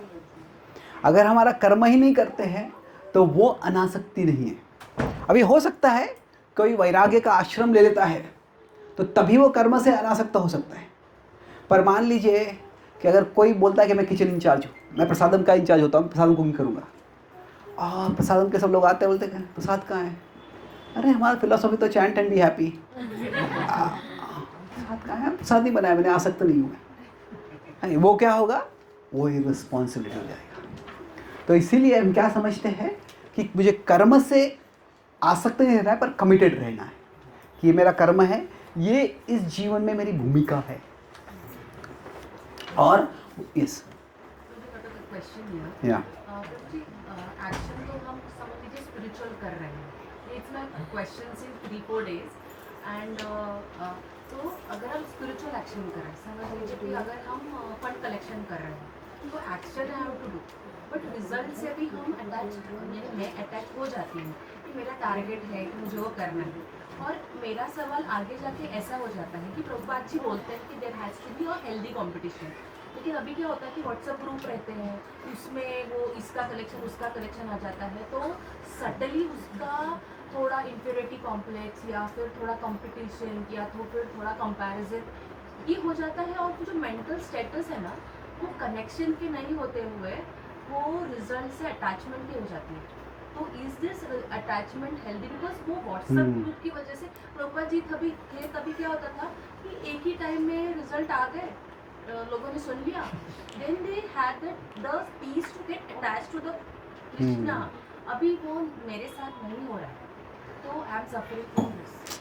Thank you, it's a very candid question कि दिस बाय दिस मैं प्रचार कर रहा था, मैं बहुत सुखी था, तो सोशल मीडिया आ गया तो प्रचार से मैं दुखी हो गया क्यों? क्योंकि क्या है, मेरे लाइव क्लासेस में लोग कनेक्ट कर पाते हैं, मेरा ऑनलाइन आउटरीच ज़्यादा नहीं हो पाया है। तो जब भी अगर मैं किसी और के वीडियो को देखता हूँ, किसी और प्रचार के, उनके इतने सारे व्यूज़ है, मेरे इतने कम व्यूज़ है, तो उससे क्या है, अनायंस हो सकता है, इरिटेशन हो सकता है, इनसिक्योरिटी हो सकता है। पर मैंने अलग दूसरे प्रचारकों से बात किया है कि उनके उससे ज़्यादा बहुत व्यूज़ है, पर उनका क्या होता है, जिन प्रचारों के उनसे ज़्यादा व्यूज़ है उनसे कंपेयर होता है। तो एक तरह से ये यूनिवर्सल प्रॉब्लम है, और it's a part of our humanity कि हम आज भक्ति कर रहे हैं पर हम ह्यूमन बीइंग्स हैं फिर भी। तो अभी क्या है, दो चीज़ें हैं गीता में बताई गई है, हम कई बार 2.47 पे जोर देते हैं कि माँ फलेषु कदाचन। इसमें बताया गया है कि आप रिजल्ट्स से आसक्त मत रहो, और other don't think you are entitled to results. पर इसके पहले ही 2.41 में क्या आता है, व्यवसायत्मिका बुद्धि एकेह कुरुनंदना। मतलब यहाँ पे भगवान बता रहे कि आप गोल में स्पष्ट रहो। तो अभी भगवान बोल रहे हैं गोल्स में स्पष्ट रहो, रिजल्ट से अटैच मत रहो। तो अभी गोल्स और रिजल्ट्स में फ़र्क क्या है? जैसे लग सकता है कि एक ही समान है। कैन एनीवन से गोल्स और रिजल्ट में फ़र्क क्या है? गोल पहले है, कर्म जब हम कर रहे हैं तो हम गोल सेट करते हैं, Yes. और रिजल्ट बाद में। Exactly, goals are before the action. जी गोल हम फिक्स कर सकते हैं, रिजल्ट फिक्स नहीं रखना। Exactly, good point. So goal जो है बिफोर द एक्शन है, जो रिजल्ट्स है आफ्टर द एक्शन है। तो अभी क्या है, इसका मतलब क्या है, जैसे बताया था कमिटमेंट टू एक्शन चाहिए। तो साधारणतः ये ह्यूमन साइकोलॉजी है कि जब कोई गोल होता है तो हमारा एक्शन और कमिटेड हो जाता है। अगर मान लीजिए हाँ मुझे भक्तों की सेवा करनी है, भक्तों को प्रसाद देना है, हाँ कभी तो भी दे दूँगा, पर क्या बोलते हैं कि अरे इस दिन को भक्त मेरे घर में आने वाले हैं, तो एक गोल जाता है तो क्या होता है, फिर हम कमिट हो जाते हैं कि मुझे क्या क्या कुकिंग करना है, कैसे करना है। तो गोल से कमिटमेंट इंक्रीज होता है। तो इसीलिए goal setting is not bad, in fact it is necessary. Arjun भी जब वो गीता सुनने के बाद कुरुक्षेत्र में युद्ध करते हैं तो भी रोज़ उनका कुछ गोल होता है। फेमसली जब वो अभिमन्यु का वध किया, अभिमन्यु को मारा जाता है, तो 14वें दिन अर्जुन बोलते हैं कि कल सूर्यास्त के पहले या तो मैं वध करूंगा युजयदत्त का, या मैं खुद अग्नि में प्रवेश कर लूँगा। तो ये गोल सेट किया है। तो भगवान नहीं कहते अर्जुन को, तुम अर्जुन तुम भूल गए कर्मण्येवाधिकारस्ते मा फलेषु कदाचन ऐसे भगवान नहीं बोलते। तो गोल सेट करना is a good thing, it's not at all a bad thing. तो अभी ये कैसे संभव है कि गोल हम सेट करें पर रिजल्ट से अटैच न रहे? ये आसान नहीं है। पर उसमें भाव क्या है कि जब मैं समझता हूँ कि मेरे हाथ में कुछ है वो मुझे पूरी क्षमता से करना है। तो उसके लिए गोल्स है। जो रिजल्ट्स आएंगे वो मेरे हाथ में नहीं है। तो इसीलिए रिजल्ट से डिटैच होना है। तो अभी जहाँ तक ये स्पेसिफिक पॉइंट है कि जब कंपैरिजन होता है, इनसिक्योरिटी होने लगता है, तो उसके बारे में हम क्या कर सकते हैं। So that was the last part I want to talk about, कि जो ये अभी तक मैंने देखा सारा ये एक्रोनिम क्या था हम देख रहे थे आज, इसके याद है CITS। तो अब ये इनसाइट्स हमने देखे कि इनसाइट क्या था कि we are the doer but we are not the sole doer. जिस हद तक हम डूअर हैं हमें करना है, पर क्या है कि हम सोल डूअर नहीं है, समझना है। तो अभी हम टेक अवे जो है ये हम कर्मयोग नहीं भक्ति योग की दृष्टि से देखेंगे। तो इसमें क्या है किसकी इधर से कह सकते हैं जो है जब कर्म जो है ओके प्रेजेंट कर्म प्लस पास्ट कर्म, इन दोनों से मिलके क्या होता है, रिजल्ट आता है। तो अभी जो भक्त देखते हैं, भक्ति का भाव क्या है कि एक तरह से कर्मयोग में क्या है मुझे कर्म करना है, पर अभी जो पूर्व कर्म है पता नहीं क्या होगा, उसको स्वीकार करना है, ये भाव होता है। पर भक्ति में क्या होता है, हम समझते हैं कि मेरे ऊपर कृष्ण है और जो मेरा प्रेजेंट कर्म करने की कैपेसिटी है वो कृष्ण से आ रही है, और जो पूर्व कर्म जिस तरह से आने वाला है उसका प्लान भी कृष्ण से है। तो क्या है कि जो मेरे जीवन में हो रहा है वो कृष्ण की योजना से हो रहा है। It is Krishna doing it, it is not just the laws of karma working. The laws of karma are working but above them is Krishna. कि कर्म के नियम के द्वारा, नियम के माध्यम से कार्य हो रहा होगा, पर कर्म के नियम के माध्यम से कार्य होते हुए वास्तव में क्या हो रहा है, भगवान की योजना आगे बढ़ रही है। तो कर्म इज अ रियलिटी, हम कह सकते हैं ये कर्म एक रियलिटी है, कर्म का नियम। बट कर्म का नियम जो है वह भगवान के अधीन कार्य करता। मया अध्यक्षेण प्रकृति सूयते सचराचर। अभी इस श्लोक में हम कई बार पहला पार्ट बोल देते कि मया अध्यक्षेण प्रकृति, कि मेरे नियंत्रण में सब कुछ चल रहा है। पर उसके साथ साथ भगवान ये भी बता रहे हैं कि हेतु अनेन कौन्तेय जगद विपरिवर्तते। हेतु अनेन कौन्तेय मतलब ये जगत के नियम के अनुसार कार्य होता है। इस जगत में जो कार्य होता है वो क्या है, मटीरियल नेचर के प्रिंसिपल्स के अनुसार होता है, but that is overseen by मी।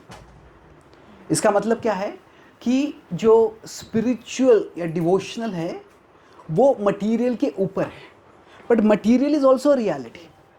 ये मान लीजिए किसी को बहुत डायबिटीज़ है और वो उनको कोई आता है और तिरुपति बालाजी का बड़ा लड्डू देता है और बोलता है कि आप ले लो ये, और शायद उनकी पत्नी है बोलती है आप लड्डू मत लो, आपको डायबिटीज़ है।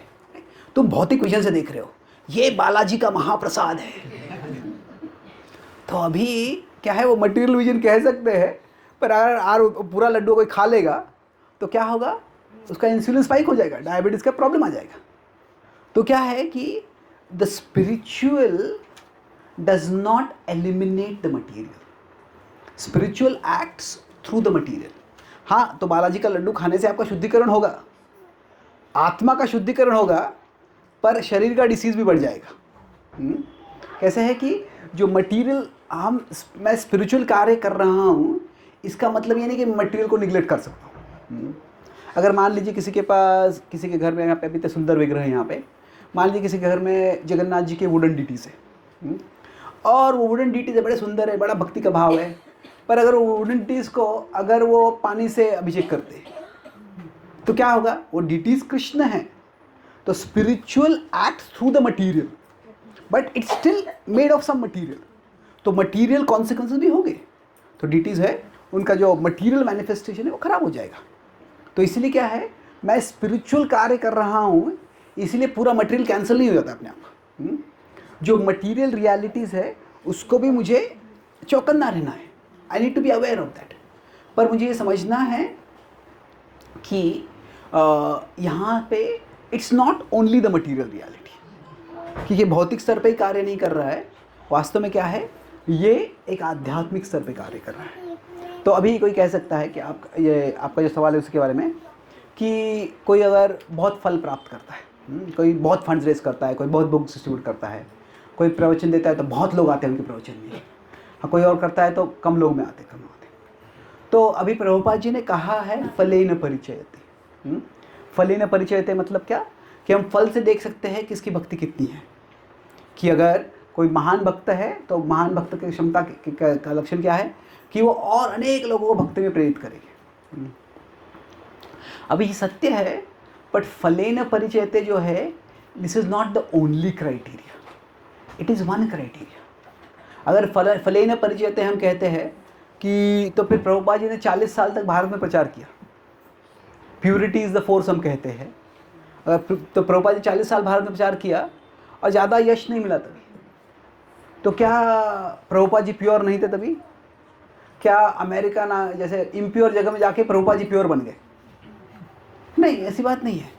Purity is the force, but purity is not the only force. क्या अनेक फैक्टर्स होते हैं कि तभी जो भारत अभी इंडिपेंडेंट हो गया था, और तभी भारत का थोड़ा मटीरियली इन्फैचुएटेड था, और क्या ज़्यादा लोग अभी तक एजुकेटेड नहीं हुए थे, तो क्या प्रभुपाद, अभी क्या है, भक्ति बहुत थी भारत में, पर प्रभुपाद जी, उनका गुरुदेव बोला था इंग्लिश में आप प्रचार करो, तो इंग्लिश ऑडियंस बहुत कम था तभी, और प्रभुपाद जी क्लासेस थे फिलोसॉफिकल क्लासेस, प्रभुपाद कथाकार नहीं थे ज़्यादा, तो Prabhupada did not find many takers in India, but America में गए, वहाँ पे मिल गए उनको बहुत। तो क्या है कि purity is the force, but is not the only force. तो इसीलिए स्पिरिचुअल रियलिटी है, but that does not mean material reality is unimportant. तो अगर कोई, तो मतलब क्या है, अगर कोई और यशस्वी हो गया है किसी सेवा में, तो उसके अनेक कारण हो सकते हैं। उसका मतलब, अगर मैं उतना यशस्वी नहीं हुआ हूँ, इसका मतलब ये नहीं कि I am a deficient devotee, मैं जो है मैं अच्छा भक्त नहीं हूँ। तो ये हो सकता है कि शायद हम सब अपनी भक्ति जो है और प्रामाणिकता से कर सकते हैं, उसमें कोई शंका नहीं है, पर just because results are not coming doesn't mean we are a bad devotee. उसमें मटीरियली बहुत फैक्टर्स हो सकते हैं, तो इसलिए क्या है कि एक मटीरियल स्तर पे हम एनालाइज कर सकते हैं, ठीक है, ये जो भक्त ज़्यादा डिस्ट्रीब्यूट कर रहे हैं वो क्या कर रहे हैं, किस तरह से बात करते हैं, किस प्रकार के लोगों के पास जाते हैं। अभी कोई व्यक्ति ऐसे है, उसको ये एक ऐसा रीजन दिया गया जहाँ पे बहुत अमीर लोग रहते हैं, और किसी को अगर भक्त को ऐसा रीजन मिल गया जहाँ पे आप फंड करो, जहाँ पे ज़्यादा अमीर लोग नहीं हैं, तो फिर क्या होगा, रिजल्ट्स अलग अलग ही होंगे। तो अगर मान लीजिए कोई, एक प्रभुपाद जी ने अलग अलग तरह से कहा है, प्रभुपाद जी ने कहा है कि कोई एक मुस्लिम को भक्त बनाता है, तो that is equal to preaching to 1000 other people. ये कहने का भाव क्या है कि आत्मा के स्तर पे कोई भेद नहीं है, मुस्लिम हो, हिंदू हो, क्रिश्चियन हो, आत्मा ही है, पर वहाँ पे जो कल्चरल पॉलिटिकल फैक्टर्स बहुत कठिन है, तो उसमें प्रचार करके अगर कोई यशस्वी होता है तो थोड़ा भी फल आएगा तो इट इज़ ग्लोरियस। तो अभी के इसलिए क्या है कि जो मटीरियल फैक्टर्स है उसको कंसिडर करना ज़रूरी है। तो अभी हमारा जो टेक अवे जो है इसमें क्या है कि जब हम भगवान की, हम भक्ति की दृष्टि से देखते हैं, तो क्या है कि जब मैं कार्य कर रहा हूँ, कि जो मैं कार्य कर रहा हूँ, जो मुझे सेवा दी गई है, तो वो अच्छी तरह से करने की जिम्मेदारी एक्सेप्ट करना, वो मेरी शरणागति है। उसके साथ साथ जो मेरे जीवन में परिस्थिति आएगी उसको स्वीकार करना, मतलब ये फल मिलेंगे या नहीं मिलेगा, उसको स्वीकार करना, ये भी शरणागति है। तो शरणागति के एक तरह से दो पहलू हैं। अगर मैं इस जगत में हूँ और ऊपर भगवान है, तो यहाँ पे अगर कृष्ण है तो क्या है, एक है accept the responsibility to do God's will, कि जो भगवान चाहते हैं मैं करूं, जो मुझे सेवा मिली है उसको स्वीकार करना, ये शरणागति है। पर उसके साथ साथ एक्सेप्ट गॉड्स विल, कि जो परिस्थिति मेरे जीवन में आती है उसको स्वीकार करना, ये भी शरणागति है। तो दोनों जो है ये सरेंडर के पहलू है। अभी एक तरह से कह सकते हैं जो गीता में शरणागति बताई गई है ये भाव की शरणागति है, भागवत में शरणागति बताई गई है ये भाव की शरणागति है। गीता में क्या बताया गया है कि अर्जुन तुम युद्ध करो, तुम जिम्मेदारी लो कि मैं कैसे कार्य करूं, सॉरी मेरा जो योजना है वो योजना में तुम निमित्त बनो। अभी मतलब अर्जुन युद्ध नहीं करना चाहते हैं और कृष्ण कहते तुम युद्ध करो। अब परीक्षित महाराज को शाप मिल जाता है और शाप का प्रतिकार कर सकते हो, कह सकते हैं कि अनफेयर है, छोटी सी गलती हो गई मुझसे और तुमने मुझे मृत्यु का दंड दे दिया, कितना बुरा है ये। वो कुछ प्रतिकार कर सकते थे पर वो सोचते हैं कि ये भगवान की इच्छा है। तो शरणागति के दोनों भाव होते हैं। जैसे द्रौपदी की शरणागति है कि हाथ ऊपर कर लो, अभी भगवान कहते हैं अर्जुन से तुम शरणागत हो जाओ, पर अर्जुन की शरणागति क्या है, दोनों हाथ ऊपर करना नहीं है, वो धनुष्य ऊपर करना है। तो accept God's will and accept the responsibility to do God's will, दोनों शरणागति के भाव है। तो इसीलिए जो सेवा हमको दी है वो अच्छी तरह से करना, वह जो है अभी एक्सेप्ट गॉड्स विल का मतलब क्या होगा हमारे लिए कि हम कमिट करते हैं जो करने के लिए, पर कमिट करना मतलब क्या है, both trying and learning.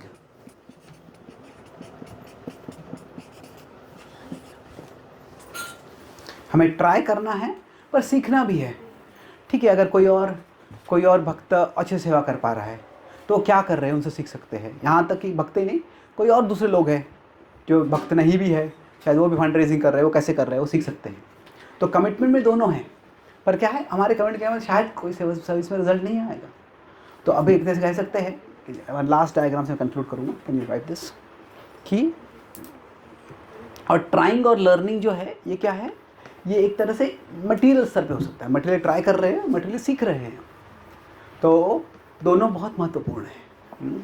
And then sometimes उससे रिजल्ट आता है, सबसे नहीं आता है, दैट वी एक्सेप्ट कि क्या है, अलग अलग सेवाएं हैं, अलग अलग भूमिकाएं हैं और अलग अलग भक्त जो है वो अलग अलग क्षमता से कार्य करते हैं। तो हमें जब भक्ति में क्या करना है, what we want to offer to Krishna,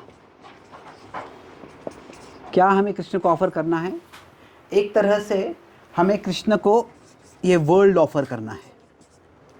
world offer करना है मतलब क्या है कि इस जगत में हमें कुछ ऑफरिंग करना है। अगर जगत में मंदिर बनाना है, जगत में कुछ बड़ा फेस्टिवल ऑर्गेनाइज करना है, कुछ बड़ा उत्सव करना, कुछ बड़ी सेवा करनी है, तो हमको भगवान को वर्ल्ड ऑफर करना है। और दूसरा है हमको हमारा हार्ट ऑफर करना है। तो अगर 4 क्वाड्रेंट्स हो सकते हैं, क्या मैं वर्ल्ड को ऑफर कर रहा हूँ, यस या नो, और मैं हार्ट को ऑफर कर रहा हूँ, यस या नो। तो अगर राइट बॉटम से जाएगा तो क्या है, वर्ल्ड को ऑफर कर रहा हूँ, ऐसे देख के हम 4 क्वाड्रेंट्स हो सकते हैं। तो अभी इसमें बेस्ट क्वाड्रेंट कौन सा है, 4th क्वाड्रेंट है कि मैं हार्ट को भी ऑफर कर रहा हूँ और वर्ल्ड को भी ऑफर कर रहा हूँ। तो अभी क्या होगा हम देखेंगे, प्रभुपाद जी के जीवन में 1970 और नॉट 1970, 1968 लगभग से 77 जो है वो वर्ल्ड ऑफर किया उन्होंने, और उनका हार्ट हमेशा भगवान से समर्पित था। कितने भी बड़ा उनका प्रचार हो रहा था, वो उनके जो भगवान से आसक्ति थी वो कभी कम नहीं हुई। और ये प्रभुपाद जी की ग्लोरी है। पर यही प्रभुपाद जी की ग्लोरी नहीं है, वो वास्तव में 1920 जैसे अपने गुरु से मिले तब से वो प्रयास कर रहे थे, बहुत प्रयास किया, पर क्या हुआ, तभी फल नहीं मिला। और फिर भी प्रभुपाद जी ने भगवान की भक्ति नहीं छोड़ी। तो Prabhupada's glory is not just that he was so successful. Prabhupada's glory was also that even without being successful, he was still committed to Krishna. यश नहीं मिल रहा था तो भी वो कृष्ण से समर्पित थे, कृष्ण की सेवा के लिए समर्पित थे। तो अभी 4 क्वार्टर में क्या होगा, अगर व्यक्ति वो भगवान को वर्ल्ड भी ऑफर नहीं कर रहा है, खुद का हृदय भी ऑफर नहीं कर रहा है, तो क्या होगा, वो भक्त है ही नहीं, कह सकते हैं नॉन डिवोटी है। और अगर ऐसे होगा तो अधिकांश लोग क्या होते हैं, हमेशा रिजेंटफुल रह जाते हैं कि अरे ये नहीं हो रहा है, वो नहीं हो रहा है। तो अगर सिर्फ प्राप्ति की भावना होगी तो कितना भी प्राप्त किया है कम ही होता है वो। अरे इसको मुझसे ज़्यादा क्यों मिल गया, वो रिजेंटफुल हो जाएगा। अगर कोई अभी भक्त भी ऐसे जा सकते हैं, नॉन डिवोटी का भाव है पर भक्त भी, मतलब क्या है, मैं सेवा कर रहा हूँ, सेवा नहीं हो रही है और सेवा नहीं कर रहे तो उससे क्या होता है, भगवान की भक्ति छोड़ दो, साधना छोड़ दो, जप छोड़ दो, क्या फ़ायदा है, तो रिजेंटफुल हो जाएगी।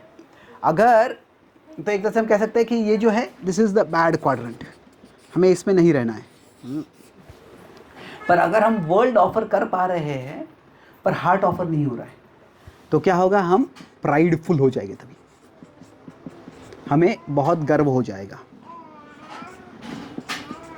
और ये अच्छा नहीं है।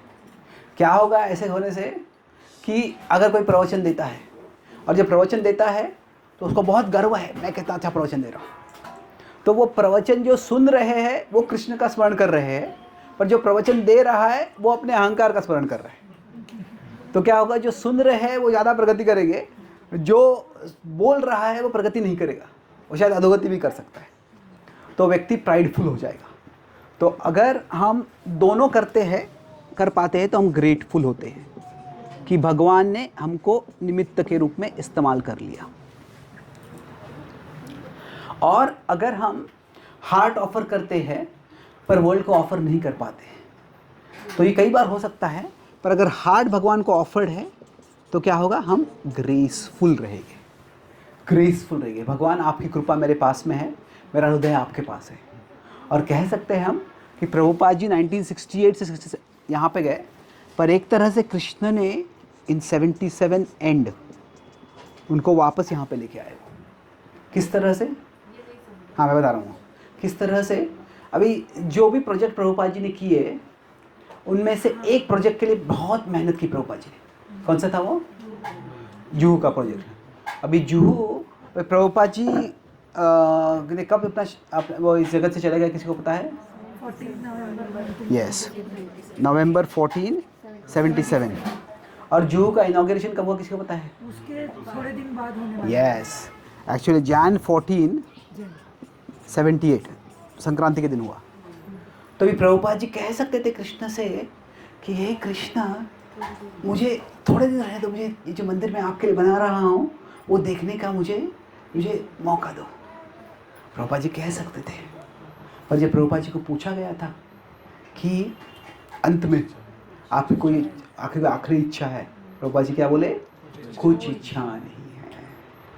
तो ये है एक तरह से क्या है, हम कह सकते हैं कृष्ण ने प्रभुपाद जी की इच्छा क्यों नहीं पूरी की। कृष्ण तो प्रभुपाद जी शुद्ध भक्त है, पर क्या है, प्रभुपाद जी के माध्यम से कृष्ण हमें कुछ दर्शा रहे हैं कि अंत में ये वर्ल्ड को बहुत ऑफर कर सकते हैं, हमें हमारे हृदय को ऑफर करना है भगवान को।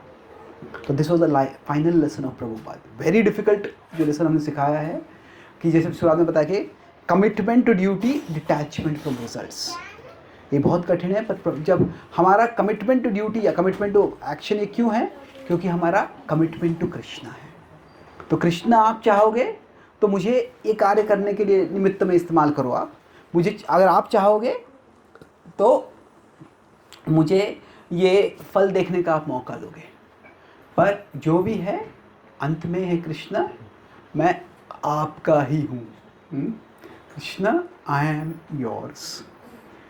ये जो भाव है उससे हम कार्य करेंगे तो उससे हम विचलित नहीं होंगे, उससे हम ये जगत में हमें वर्ल्ड ऑफर कर पाए या ना कर पाए फिर भी हम भगवान से समर्पित रहेंगे। तो सारांश में आज मैंने 3 पॉइंट की चर्चा की। हमने कॉन्टेक्स्ट में देखा, मैं साधारणतः पूरा समरी क्लास में करता हूँ एंड में, बट यहाँ पे इतने वाइट बोर्ड में बड़ा मुश्किल है, कैन ट्राई इट, वाइट पे डाउन। ये कॉन्टेक्स्ट में हमने देखा किस तरह से कि गीता का उद्देश्य क्या है, कि अर्जुन को युद्ध करना है या नहीं करना है बताना है। उसमें भगवान बोलते हैं कि तुम बात ऑफ एक्शन जो है वो अच्छा है, पर इट डिपेंड्स कि आपका मोटिवेशन क्या है, कि आप सेल्फलेस कर रहे हैं तो अच्छा है, सेल्फिश या सेल्फ डिस्ट्रक्टिव है तो अच्छा नहीं है वो। और रिनंसिएशन भी अच्छा हो सकता है, पर अगर वो मैच्योर होगा तो उस दृष्टि में भगवान एक्शन के पाथ में कर्मयोग और भक्ति योग बताते हैं, रिनंसिएशन के मार्ग में वो ज्ञान योग और ध्यान योग बताते हैं। सब अच्छे हैं, पर भगवान भक्ति योग को रेकमेंड करते हैं स्पेशली। तो अभी इनसाइट में हमने देखा किस तरह से जो हम करता नहीं है, इसका क्या मतलब है? इसका मतलब कि हम अक्लौते करता नहीं है। तो इसीलिए वो सोचना कि मैं करता ही नहीं हूँ, ये सोचोगे तो क्या होगा? हम इररिस्पॉन्सिबल हो जाएंगे। मैं इकलौता करता हो जाऊँगा तो हम एंटाइटल्ड, अटैच्ड हो जाएंगे। तो वो जो है commitment to action, detachment from results, ये कर्मयोग में बताया गया है। पर वही भाव भक्ति योग में आता है, वो हम कृष्णा कॉन्शियस के साथ कर सकते हैं। क्या है कि मैं भगवान के शरणागत हूँ और भगवान अगर मुझे निमित्त के रूप में इस्तेमाल करते हैं तो मैं जो करने को बोलेंगे मैं करूँगा सेवा के रूप में, और जो फल देंगे वो स्वीकार करना भी एक तरह से भगवान की शरणागति है। इसलिए देखा कि हमें हमारा वर्ल्ड ऑफर करना है भगवान को, और उससे महत्वपूर्ण क्या है? हमें हार्ट ऑफर करना है। तो दोनों ऑफर करेंगे तो हम ग्रेटफुल हो सकते हैं। पर अगर हार्ट ऑफर हो रहा है, भले ही वर्ल्ड ऑफर नहीं हो रहा है, फिर भी हम ग्रेसफुल रह सकते हैं। प्रभुपाद जी का उदाहरण देखा हमने कैसे वो ग्रेटफुल और ग्रेसफुल थे अलग अलग परिस्थितियों में। बहुत बहुत धन्यवाद। हरे कृष्णा। यस माता जी। क्योंकि आपने कहा कि अभी जैसे आपने समराइज किया कि हम करता नहीं है, दिस इज पार्शियल वर्शिप। तो पार्शियल वर्शिप में the starting point would always be कि डिजायर था, तभी वो वर्शिप का भी सिचुएशन थी। The starting point would always be that the जीवा डिजायर, मेड अ डिजायर, या वो क्या डिजायर करेगा वो भी किसी पॉइंट पे कृष्णा के प्लान के पार्ट में आ सकता है। अच्छा सवाल है कि तो अगर हम कुछ भी कार्य करते हैं तो उसमें डिज़ायर होता है, तो क्या हमारा डिज़ायर कृष्ण से आता है या वो डिज़ायर हम खुद से आता है? तो I think it's not necessarily completely separate. कैसे है कि कृष्ण ने हमको इच्छा करने की शक्ति दी है, इसलिए नहीं कि वो शक्ति से हमारा विनाश हो जाए, शक्ति से हम बंधन में फंस जाए। He has given us the power of desiring so that we can desire to love him. तो भगवान को प्रेम करने की भी इच्छा होनी चाहिए। तो इसलिए क्या है कि हमें डिज़ायर्स को सिलेक्शन करना है, रिजेक्शन नहीं करना है कि कौन से डिज़ायर्स भक्ति के अनुकूल है, कौन से डिज़ायर्स भक्ति के प्रतिकूल है। तो अनुकूल्य से संकल्प, प्रतिकूल्य से वर्जनम। और जो है कि अभी कैसे पता चलेगा कोई भक्ति के अनुकूल है प्रतिकूल है?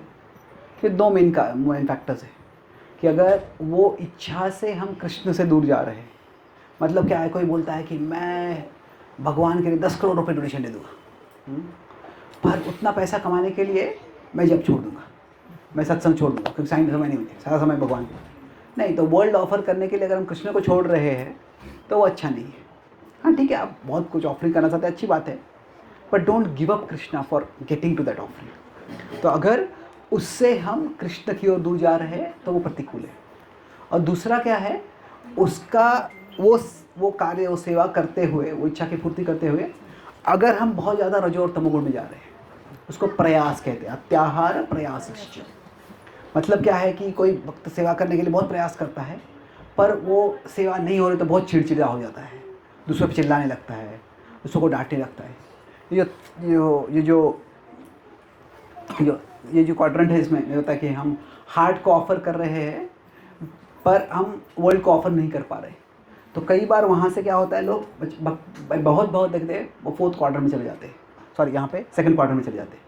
मतलब क्या है कि जैसे बहुत डेडिकेटेड है वो भक्ति करने के लिए, अपना जो उनका जो प्रोजेक्ट है, उनका जो प्लान, उसके लिए बहुत डेडिकेटेड है, पर जैसे ही उनसे बात करने लगेंगे तो वो बाकी सब भक्तों की निंदा करने लगते हैं। अरे ये ऐसे कर रहा है, वो वैसे कर रहा है, वो वैसे कर रहा है।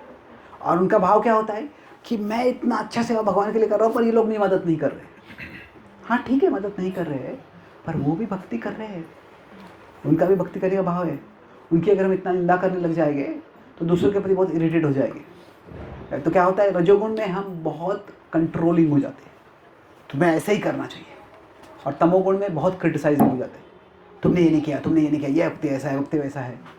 तो इसीलिए क्या है कि वो इच्छा अगर हमें कृष्ण से दूर ले जा रही है या कृष्ण के भक्तों से दूर ले जा रही है तो फिर वो प्रतिकूल है।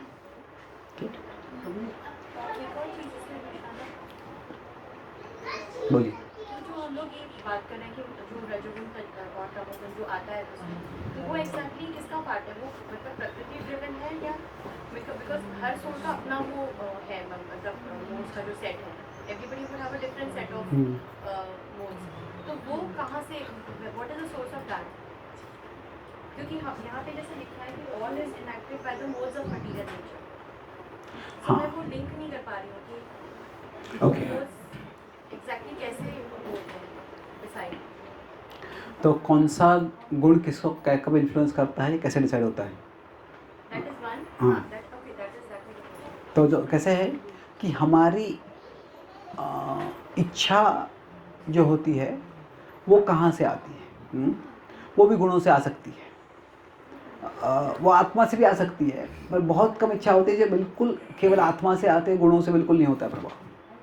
क्या होता है कि अगर कोई भक्त जो है भक्ति में पहले आने के पहले वो बहुत वो उनके लीडरशिप की बहुत क्वालिटीज़ है उनमें, वो अपने कॉलेज में लीडर थे, वो अपने कंपनी में भी बड़े बड़े क्लब से उनके लीडर्स होते हैं, तो भक्ति में आगे वो भी वहाँ पे लीडरशिप का रोल लेंगे।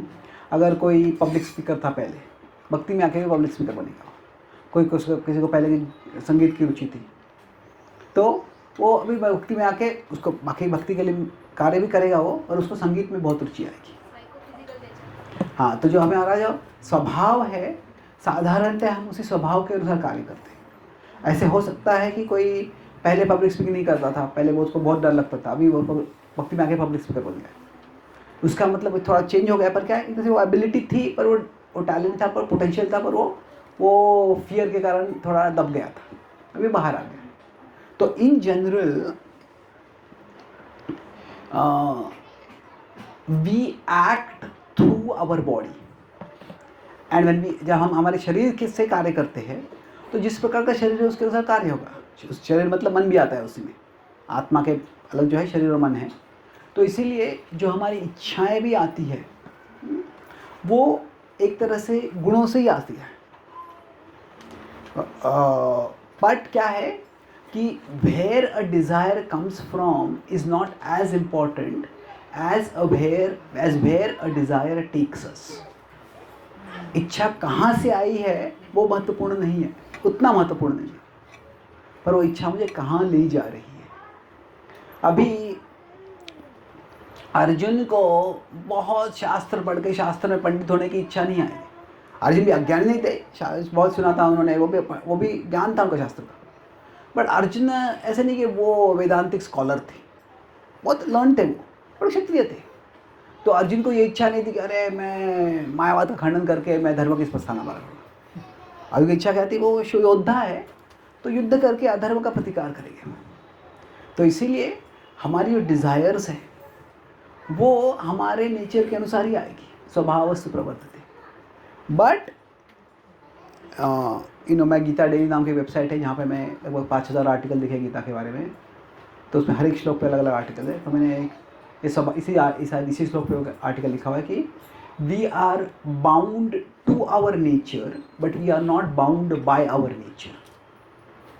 We are bound to our nature मतलब क्या है कि जो हमारा स्वभाव है उसके अनुसार ही हम कार्य करेंगे, पर ऐसे नहीं कि वो स्वभाव के कारण हम फंस जाएंगे। अभी दुर्योधन को भी राज्य चाहिए, युधिष्ठिर को भी राज्य चाहिए, दोनों में राज्य की इच्छा जरूर होगी, यह क्षत्रिय है तो वो इच्छा कहाँ से आ रही है, कह सकते क्षत्रिय प्रवृत्ति से आ रही है। युधिष्ठिर ऐसा नहीं कि राज्य प्राप्त करने का गरीबी में रहता, राज्य प्राप्त करने का उन्होंने राजसूय यज्ञ किया, बड़ा ऐश्वर्य का कार्य था, वो बड़ा महल बनाया, तो वो क्षत्रिय की प्रवृत्ति। पर उससे क्या करा उन्होंने, बड़ा राजसूय यज्ञ करके उन्होंने कृष्ण को अग्र पूजा के रूप में कृष्ण की अग्र पूजा की। मतलब कि सबसे ग्रेटेस्ट व्यक्ति कौन है, कृष्ण है। तो अभी क्या है, जो इच्छा कहाँ से आ रही है, क्षत्रिय प्रवृत्ति से आ रही है, पर इच्छा कहाँ ले जा रही है मुझे, वो महत्वपूर्ण है। तो जो वो इच्छा थी वो दुर्योधन को कृष्ण के विपरीत, कृष्ण से दूर ले गई, और युधिष्ठिर को इच्छा कृष्ण के पास ले गई। तो हमारे साधारण जीवन में क्या होता है कि अलग अलग वक्तों के अलग अलग विद्यार्थी होते हैं कई बार। तो विद्यार्थियों की कितनी पढ़ाई करनी चाहिए, पढ़ाई अच्छी करो, अच्छे मार्क्स लाओ आप। कुछ विद्यार्थी होते हैं उनके लिए क्या है, एक स्टडीज़ एक ड्यूटी होता है, डू इट रिस्पॉन्सिबली। पर कुछ विद्यार्थी होते हैं स्टडीज़ एक कॉलिंग होता है। अभी कल ही मैं IIT मुंबई में क्लास दिया था, तो मैं एक विद्यार्थी से उसके बाद बात कर रहा था। तो क्या है कि उसके लिए उसको फिज़िक्स का ऐसा पैशन है कि he lives and breathes and eats physics. वही सोचता है हमेशा। तो अभी उसके ऐसे व्यक्ति को आप बोलेगे आप फिजिक्स छोड़ दो आप भक्ति करो, सर नहीं हो पाएगा वो। तो it is through physics he can do भक्ति। अगर वो फिजिक्स में रिसर्च करता है, अभी क्या है कि उसको उतना फिजिक्स में इन्वॉल्वमेंट होगा, क्या उससे भक्ति से डिस्ट्रैक्शन होगा? होगा, हो सकता है, पर अगर उतना फिजिक्स में उसका डेडिकेशन नहीं होगा तो उसको डिससेटिस्फैक्शन हो जाएगा। जो एक तरह से कॉलिंग होता है, किसी में बहुत डिज़ायर होता है किसी कोई करने का, तो डू दैट फॉर कृष्णा। तो मैं उसको बता रहा था कि यार आप फिजिक्स की पढ़ाई करनी है, आप करो, you aim to become a great scientist, और but you glorify Krishna through your scientific study. तो क्या है कि अगर बहुत से विद्यार्थी होते हैं, उनको क्या है कि अभी कौन से स्टडी सब्जेक्ट में इंटरेस्ट है, कौन सा सब्जेक्ट में इंटरेस्ट में है, वो समझने में इंटरेस्ट नहीं होता है जो बोला है अभी करो। तो फिर उनको बोले कि you become the number 1 student in class. वो नंबर 1 बनने के पीछे चले जाएंगे और उसमें क्या है, वो भक्ति भी छोड़ के पढ़ाई का भी ओवर बर्डन हो जाएगा। तो इसका so what I am saying is that हम सब में हमारे प्रकृति के अनुसार डिज़ायर्स आएंगे, और वो सब डिज़ायर्स को रिजेक्ट नहीं करना है। क्या है कि उसमें से हमको डिज़ायर्स को सिलेक्ट करना है, डिज़ायर्स के डिग्री को सिलेक्ट करना है। मतलब क्या है, ठीक है मुझे फिजिक्स की पढ़ाई करनी है, तो वो करेगा फिजिक्स की पढ़ाई, पर वो ठीक है आप बेसिक साधना तो कर लो उसके साथ साथ। शायद वो उसको इतनी रुचि नहीं होगी कि वो डायरेक्ट भक्ति में रिस्पॉन्सिबिलिटी ले ले। प्रभुपाद जी ने जॉर्ज हैरिसन से कभी ये नहीं कहा कि तुम 16 माला करो, तुम रोज़ सुबह मंदिर के मॉर्निंग प्रोग्राम में आओ, ये करो वो करो, नहीं बताया वो। ठीक है आपको सिंगिंग में इतनी रुचि है, तुम सिंगिंग करो, और क्या है उसके द्वारा तुम कृष्ण के बारे में you bring people to God consciousness, और वो किया उसने। Does that answer your question? Okay. Yes, no. First of all, thank you for a wonderful lecture. But Prabhuji, before I ask the question, I'm just cognizant of time. My question might be longer. So you can give me a timeless wisdom, or from a timely perspective, we can have a prashadam and I can ask you questions separately also. चलेगा। Whatever is convenient. Okay, so shall I ask now, Prabhuji, or shall I ask it later? Our boss is behind us. Please. So Prabhuji, my question is again linked to Mataji's question. While I was reading this purport, I understood that there is a factor of desire and there is a factor of material nature. And this question has been from very long in my mind, and I have got a lot of answers also for this question, but I just want to know your perspective. Maybe I will get a new dimension to think and appreciate Krishna. Prabhuji, why there is a creation of material world? Now there are multiple answers to this question. Some say it is a Leela of Krishna. Krishna wants to play with his Bahiranga Shakti. Some say it's a playground for Krishna. Some say it's a rehabilitation center, it's a hospital, it's a jail, and you are supposed to purify yourself. Others also say that don't ask this question, because first you think how do you want to save yourself because you have jumped from a ship. Don't ask who gave me the push. Just ask that I want to help myself and how can I come out. Probably multiple answers do exist for this question, right?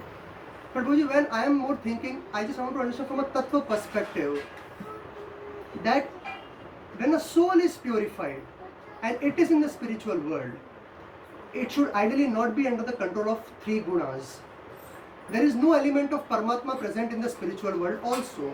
The soul is serving Krishna properly in a loving way, and an adulterated desire comes to enjoy away from Krishna. So is Krishna giving me that desire, or Krishna is no more controller of my desire? I am still independent of my desires, but I am still a dependent enjoyer on Krishna. Now because of this single desire, the entire creation happened, and that is what our Shastras also say, Prabhuji. But now my question is, Prabhuji, as you mentioned, right? Don't worry about why the desire came. Just worry where does it take you through. So my question is more from an academic interest. Answering or not answering this question will not impact my sadhana by any means. So that is what it is. तो जो original इच्छा है वो कहाँ से आती है, फिर जिसके कारण जगत होता है, तो I'll answer it in 3 different points.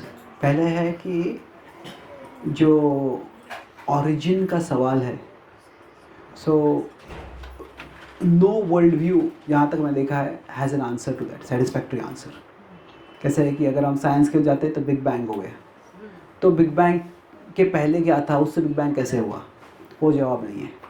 अगर मायावाद के पास जाते हैं तो अगर सब ब्रह्मन है तो ब्रह्मन माया के अंदर कैसे आया, उसका जवाब नहीं है। अगर हम क्रिश्चियनिटी को जाते हैं तो वो सोल का वो एडम का फॉल कैसे हो गया। मतलब क्या है कि एडम अगर भगवान के साथ था तो वहाँ पे जब सेटन आ गया, आपको शायद पता होगा कहानी, वो एक सेटन भी एक सर्पेंट के रूप में आया, उसको टेम्प्ट किया। तो जब वो टेम्प्ट कर रहा था तभी भगवान ने क्यों नहीं रोक दिया उसको। तो मतलब क्या तभी तो अभी, और ऊपर से क्रिश्चियन में एक और प्रॉब्लम क्या है कि वो एडम ने पाप किया, उसके सबको भुगतना पड़ रहा है। तो मतलब क्या है, दुनिया में बड़ा बड़ा अर्थक्वेक हो जाता है, बड़ा सुनामी हो जाता है, बड़ा बड़ा वॉर होता है। क्यों? क्योंकि हज़ारों साल पहले एक व्यक्ति ने एक सेब खा लिया। सही हुआ, जैसे रिलेट हो जाता है। No of course. तो कई क्रिश्चियन जो थोड़ा सोफिस्टिकेटेड थियोलॉजिकल्स होते हैं वो कहते हैं कि दैट इज सिंबॉलिक, वो लिटरल नहीं है। पर पॉइंट यह है कि no world view has a satisfactory answer to the question of origins.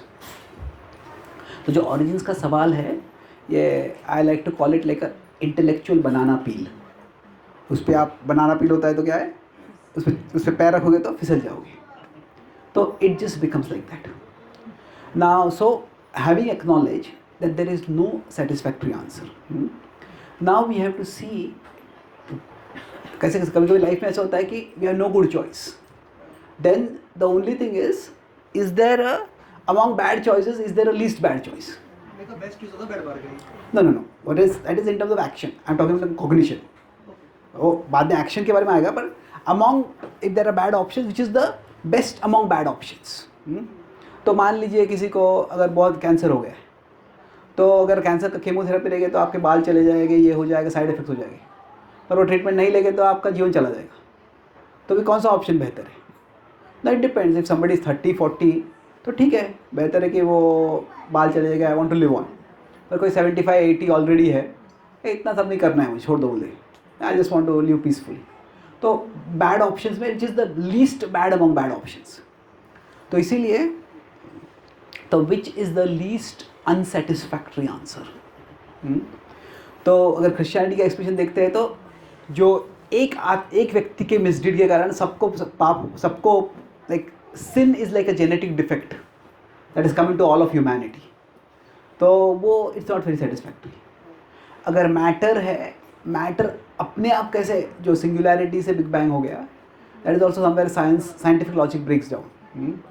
तो साइंस में एक साइंटिस्ट ने कहा कि it is like dividing by zero, you don't know what will come out. क्योंकि कंप्यूटर में आप डाल देंगे क्या रिजल्ट आएगा पता नहीं आपको, वो एरर बोल देगा, कुछ भी कर देगा वो। तो that is also not a very satisfactory answer.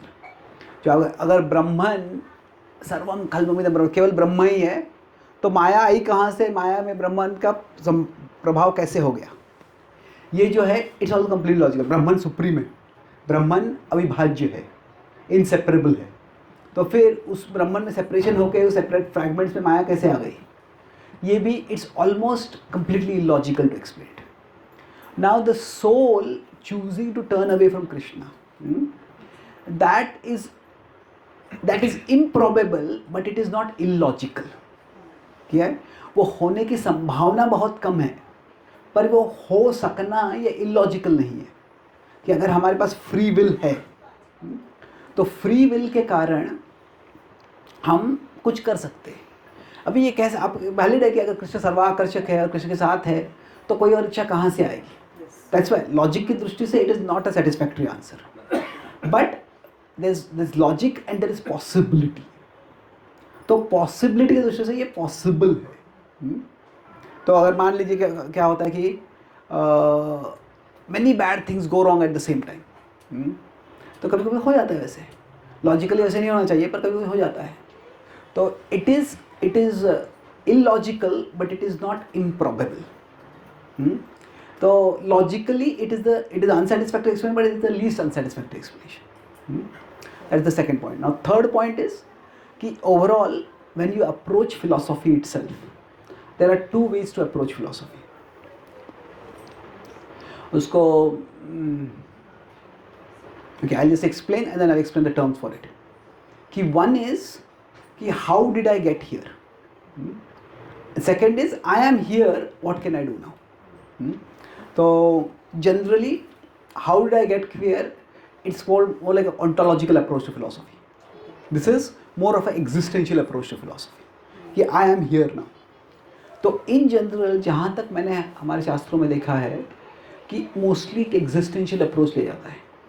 अभी कृष्ण और अर्जुन को एक बहुत ही कठिन परिस्थिति आ गई है कि अभी मैं दुबई में था तो एक भक्त ने सवाल पूछा कि कृष्ण ने गीता अर्जुन को क्यों बताई, युधिष्ठिर को क्यों नहीं बताई?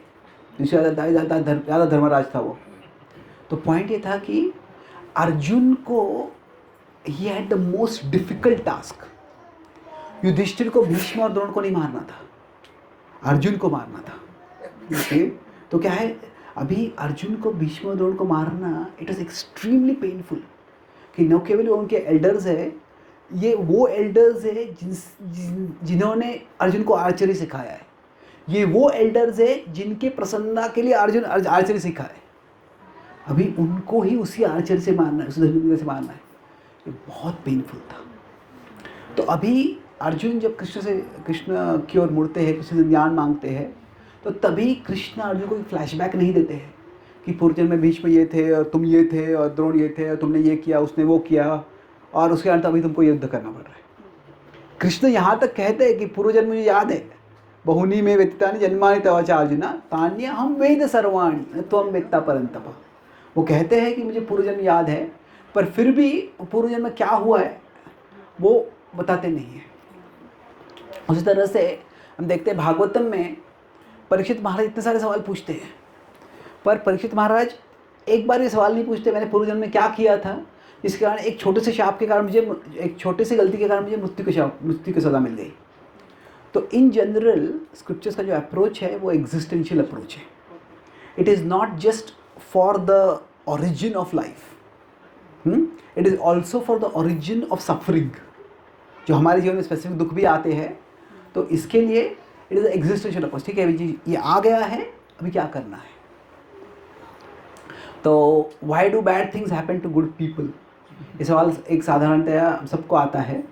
तो शास्त्रों का अप्रोच क्या है कि गीता का अप्रोच क्या है एक तरह से कि when bad things happen to good people what do good people do.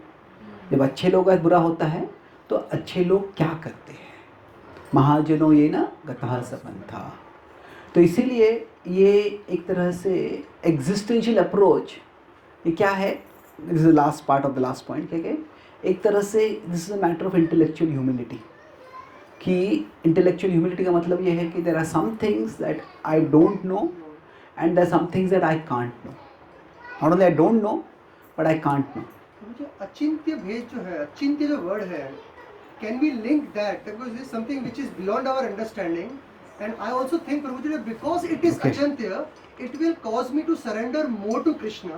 If I would have actually fit this in my intellect, maybe I would get into that first quadrant of pride. I mean, I think this answer this way, but I'm not sure whether this approach is also correct or not. इसको अचिंत्य के रूप में देख सकते हैं हम। Yes, अभी अचिंत्य शब्द है, उसको it's very careful how we apply it. क्योंकि आए कई बार where was I actually I was in Cambridge में क्लास जाता कुछ एक दो नवंबर में। तो एक डिवोटी ने यूथ है coming a devotee said you know I hate this concept of अचिंत्य। लेकिन क्या था, जो भी सवाल का जवाब प्रीचर के पास नहीं होता तो ये अचिंत्य है। तो it feels like intellectual escapism कि क्या है। तो इसीलिए we have to be careful where we use अचिंत्य। Now in Bhaktisiddhanta Thakur generation, there are two prominent Gaudiya philosophers, and both are Jiva Goswami से आ रहा है डिबेट कि अचिंत्य का स्कोप क्या है। ISKCON में भी यूज द वर्ड अचिंत्य वेरी लिबरली, जो भी समझ में नहीं उसको अचिंत्य बोल देते हैं। पर जीव गोस्वामी जो शब्द बोला है और बलदेव दर्शन ने इसका एलाबोरेशन किया है, it is primarily for talking about how God can be both form and be formless, how God is same with his energies and different from his energies. तो that is this primary domain of application. पर इसका मतलब ये नहीं कि और जगह पे अप्लाई नहीं हो सकता है, अप्लाई कर सकते हैं, पर ये केयरफुली करना है आपको। So now regarding your second point कि क्या है, अगर ये हमको समझ अचिंत्य टर्म छोड़ दो, पर अगर जो हमको समझ में नहीं आता है उससे शरणागति ज़्यादा हो जाती है क्या। तो अभी मैं कैम्ब्रिज में जब गया था तो एक भक्त थे यहाँ से, वो DYS सीख के गए और कैम्ब्रिज में उन्होंने DYS किया और वो पहला सेशन दिया। तो वहाँ पे कोई एथिस्ट आया था, उसने पूरा डिज़ाइन आर्ग्यूमेंट को डिमोलिश कर दिया और पूरा हर पॉइंट जो हम बोलते हैं वो अगर एथिस्ट के पास जाएगा, एथिस्ट को सबका रेपुटेशन है। और जो करंटली वर्ल्ड का नंबर 1 एथिस्ट जो है is based in Cambridge only. तो ये जो ऑडियंस में आया था वो उसका स्टूडेंट था। तो डिवाइस करके आ रहा था। तो ये भक्ता के बहुत डिस्टर्ब हो गए। तो बोले कि क्या है कि अरे मैं उसने पूरा ऐसे आर्ग्यूमेंट्स बोले थे, मैं कुछ उसका जवाब ही नहीं पाया। तो आई टोल्ड हिम दैट क्या है कि हम अलग अलग लेवल पे प्रचार करते हैं। क्या है कि अगर कोई युद्ध चल रहा है तो कोई फुट सोल्जर होगा तो फुट सोल्जर से युद्ध करेगा, कोई घुड़सवार होगा तो घुड़सवार से युद्ध करेगा, कोई एलिफेंट वॉरियर होगा तो हाथी एलिफेंट वॉरियर से युद्ध करेगा। तो क्या होगा, कहीं फुट सोल्जर कितना भी सिंसियर क्यों ना हो, अगर वो एलिफेंट वॉरियर से युद्ध कर रहा है तो नहीं हो पाएगा वो। तो हमारा डिवाइस जो है वो एक लेवल पे है and it's very helpful, it's very convincing at one level. But क्या है वास्तव में, जो अगर हम तत्वज्ञान के स्तर पे देखते हैं तो प्रभुपाद जी के पहले डिज़ाइन आर्ग्यूमेंट किसी ने यूज़ नहीं किया है हमारे संप्रदाय में। रामानुजाचार्य ने एक्चुअली डिज़ाइन आर्ग्यूमेंट को रिफ्यूट किया है। वो कहते हैं कि जो वेदांत सूत्र का दूसरा श्लोक है,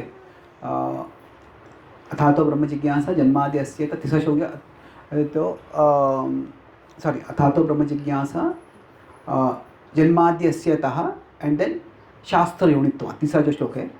तो शास्त्र वो कहते हैं कि हम भगवान को शास्त्र से ही समझ सकते हैं, हम तर्क से नहीं समझ सकते। इसका मतलब क्या है कि ऐसे नहीं कि डिज़ाइन आर्ग्यूमेंट रॉन्ग है, बट पॉइंट ये है कि भगवान ने जगत बनाया है, ये माया का डोमेन है। और माया का डोमेन है मतलब इस जगत में you will never get irrefutable evidence for the existence of God.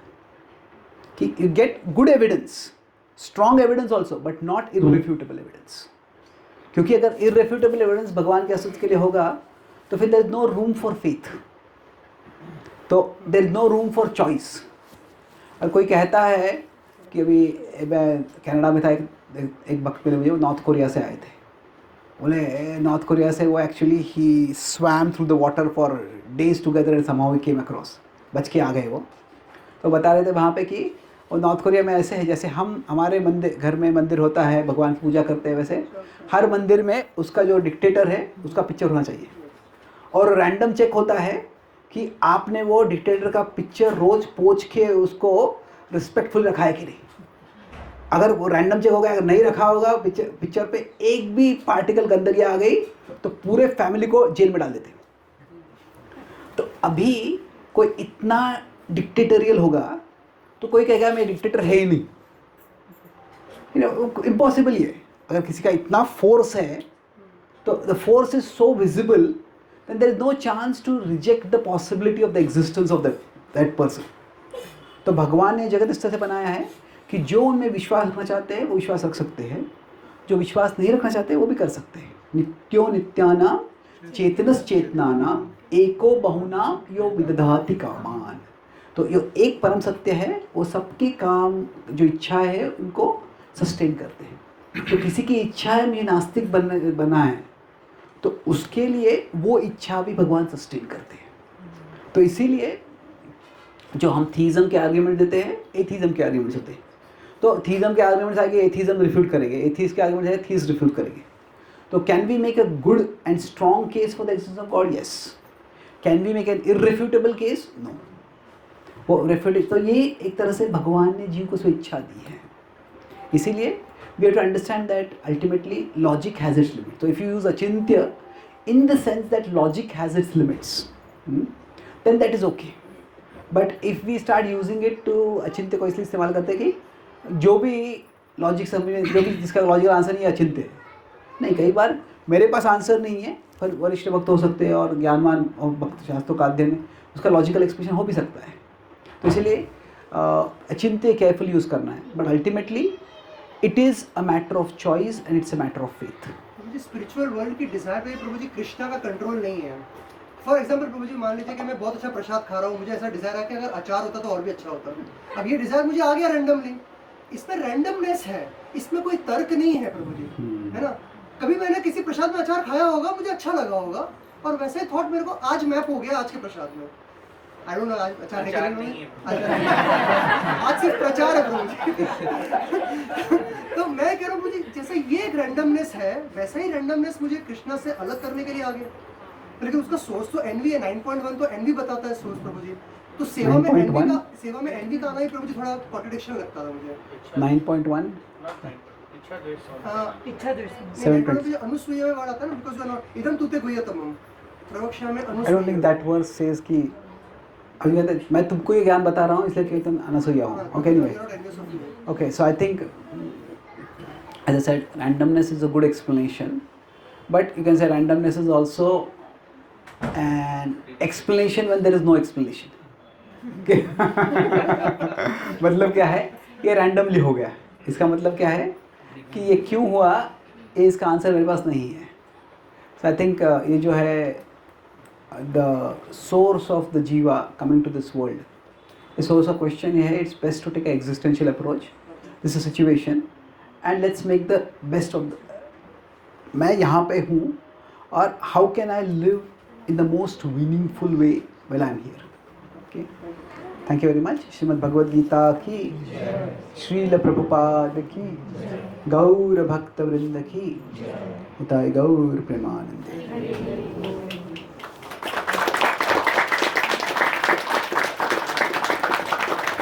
Hare Krishna. So we are very grateful to Prabhuji for taking out his time, valuable time. So अभी तक कोई भी डिस्कशन जो हमने भगवद गीता के किए हैं वो प्रभु जी का लेक्चर सुने बिना नहीं किए. We have been always hearing his lectures, insights. तभी हम लोग जो डिस्कशन करते हैं वो कर पा रहे हैं.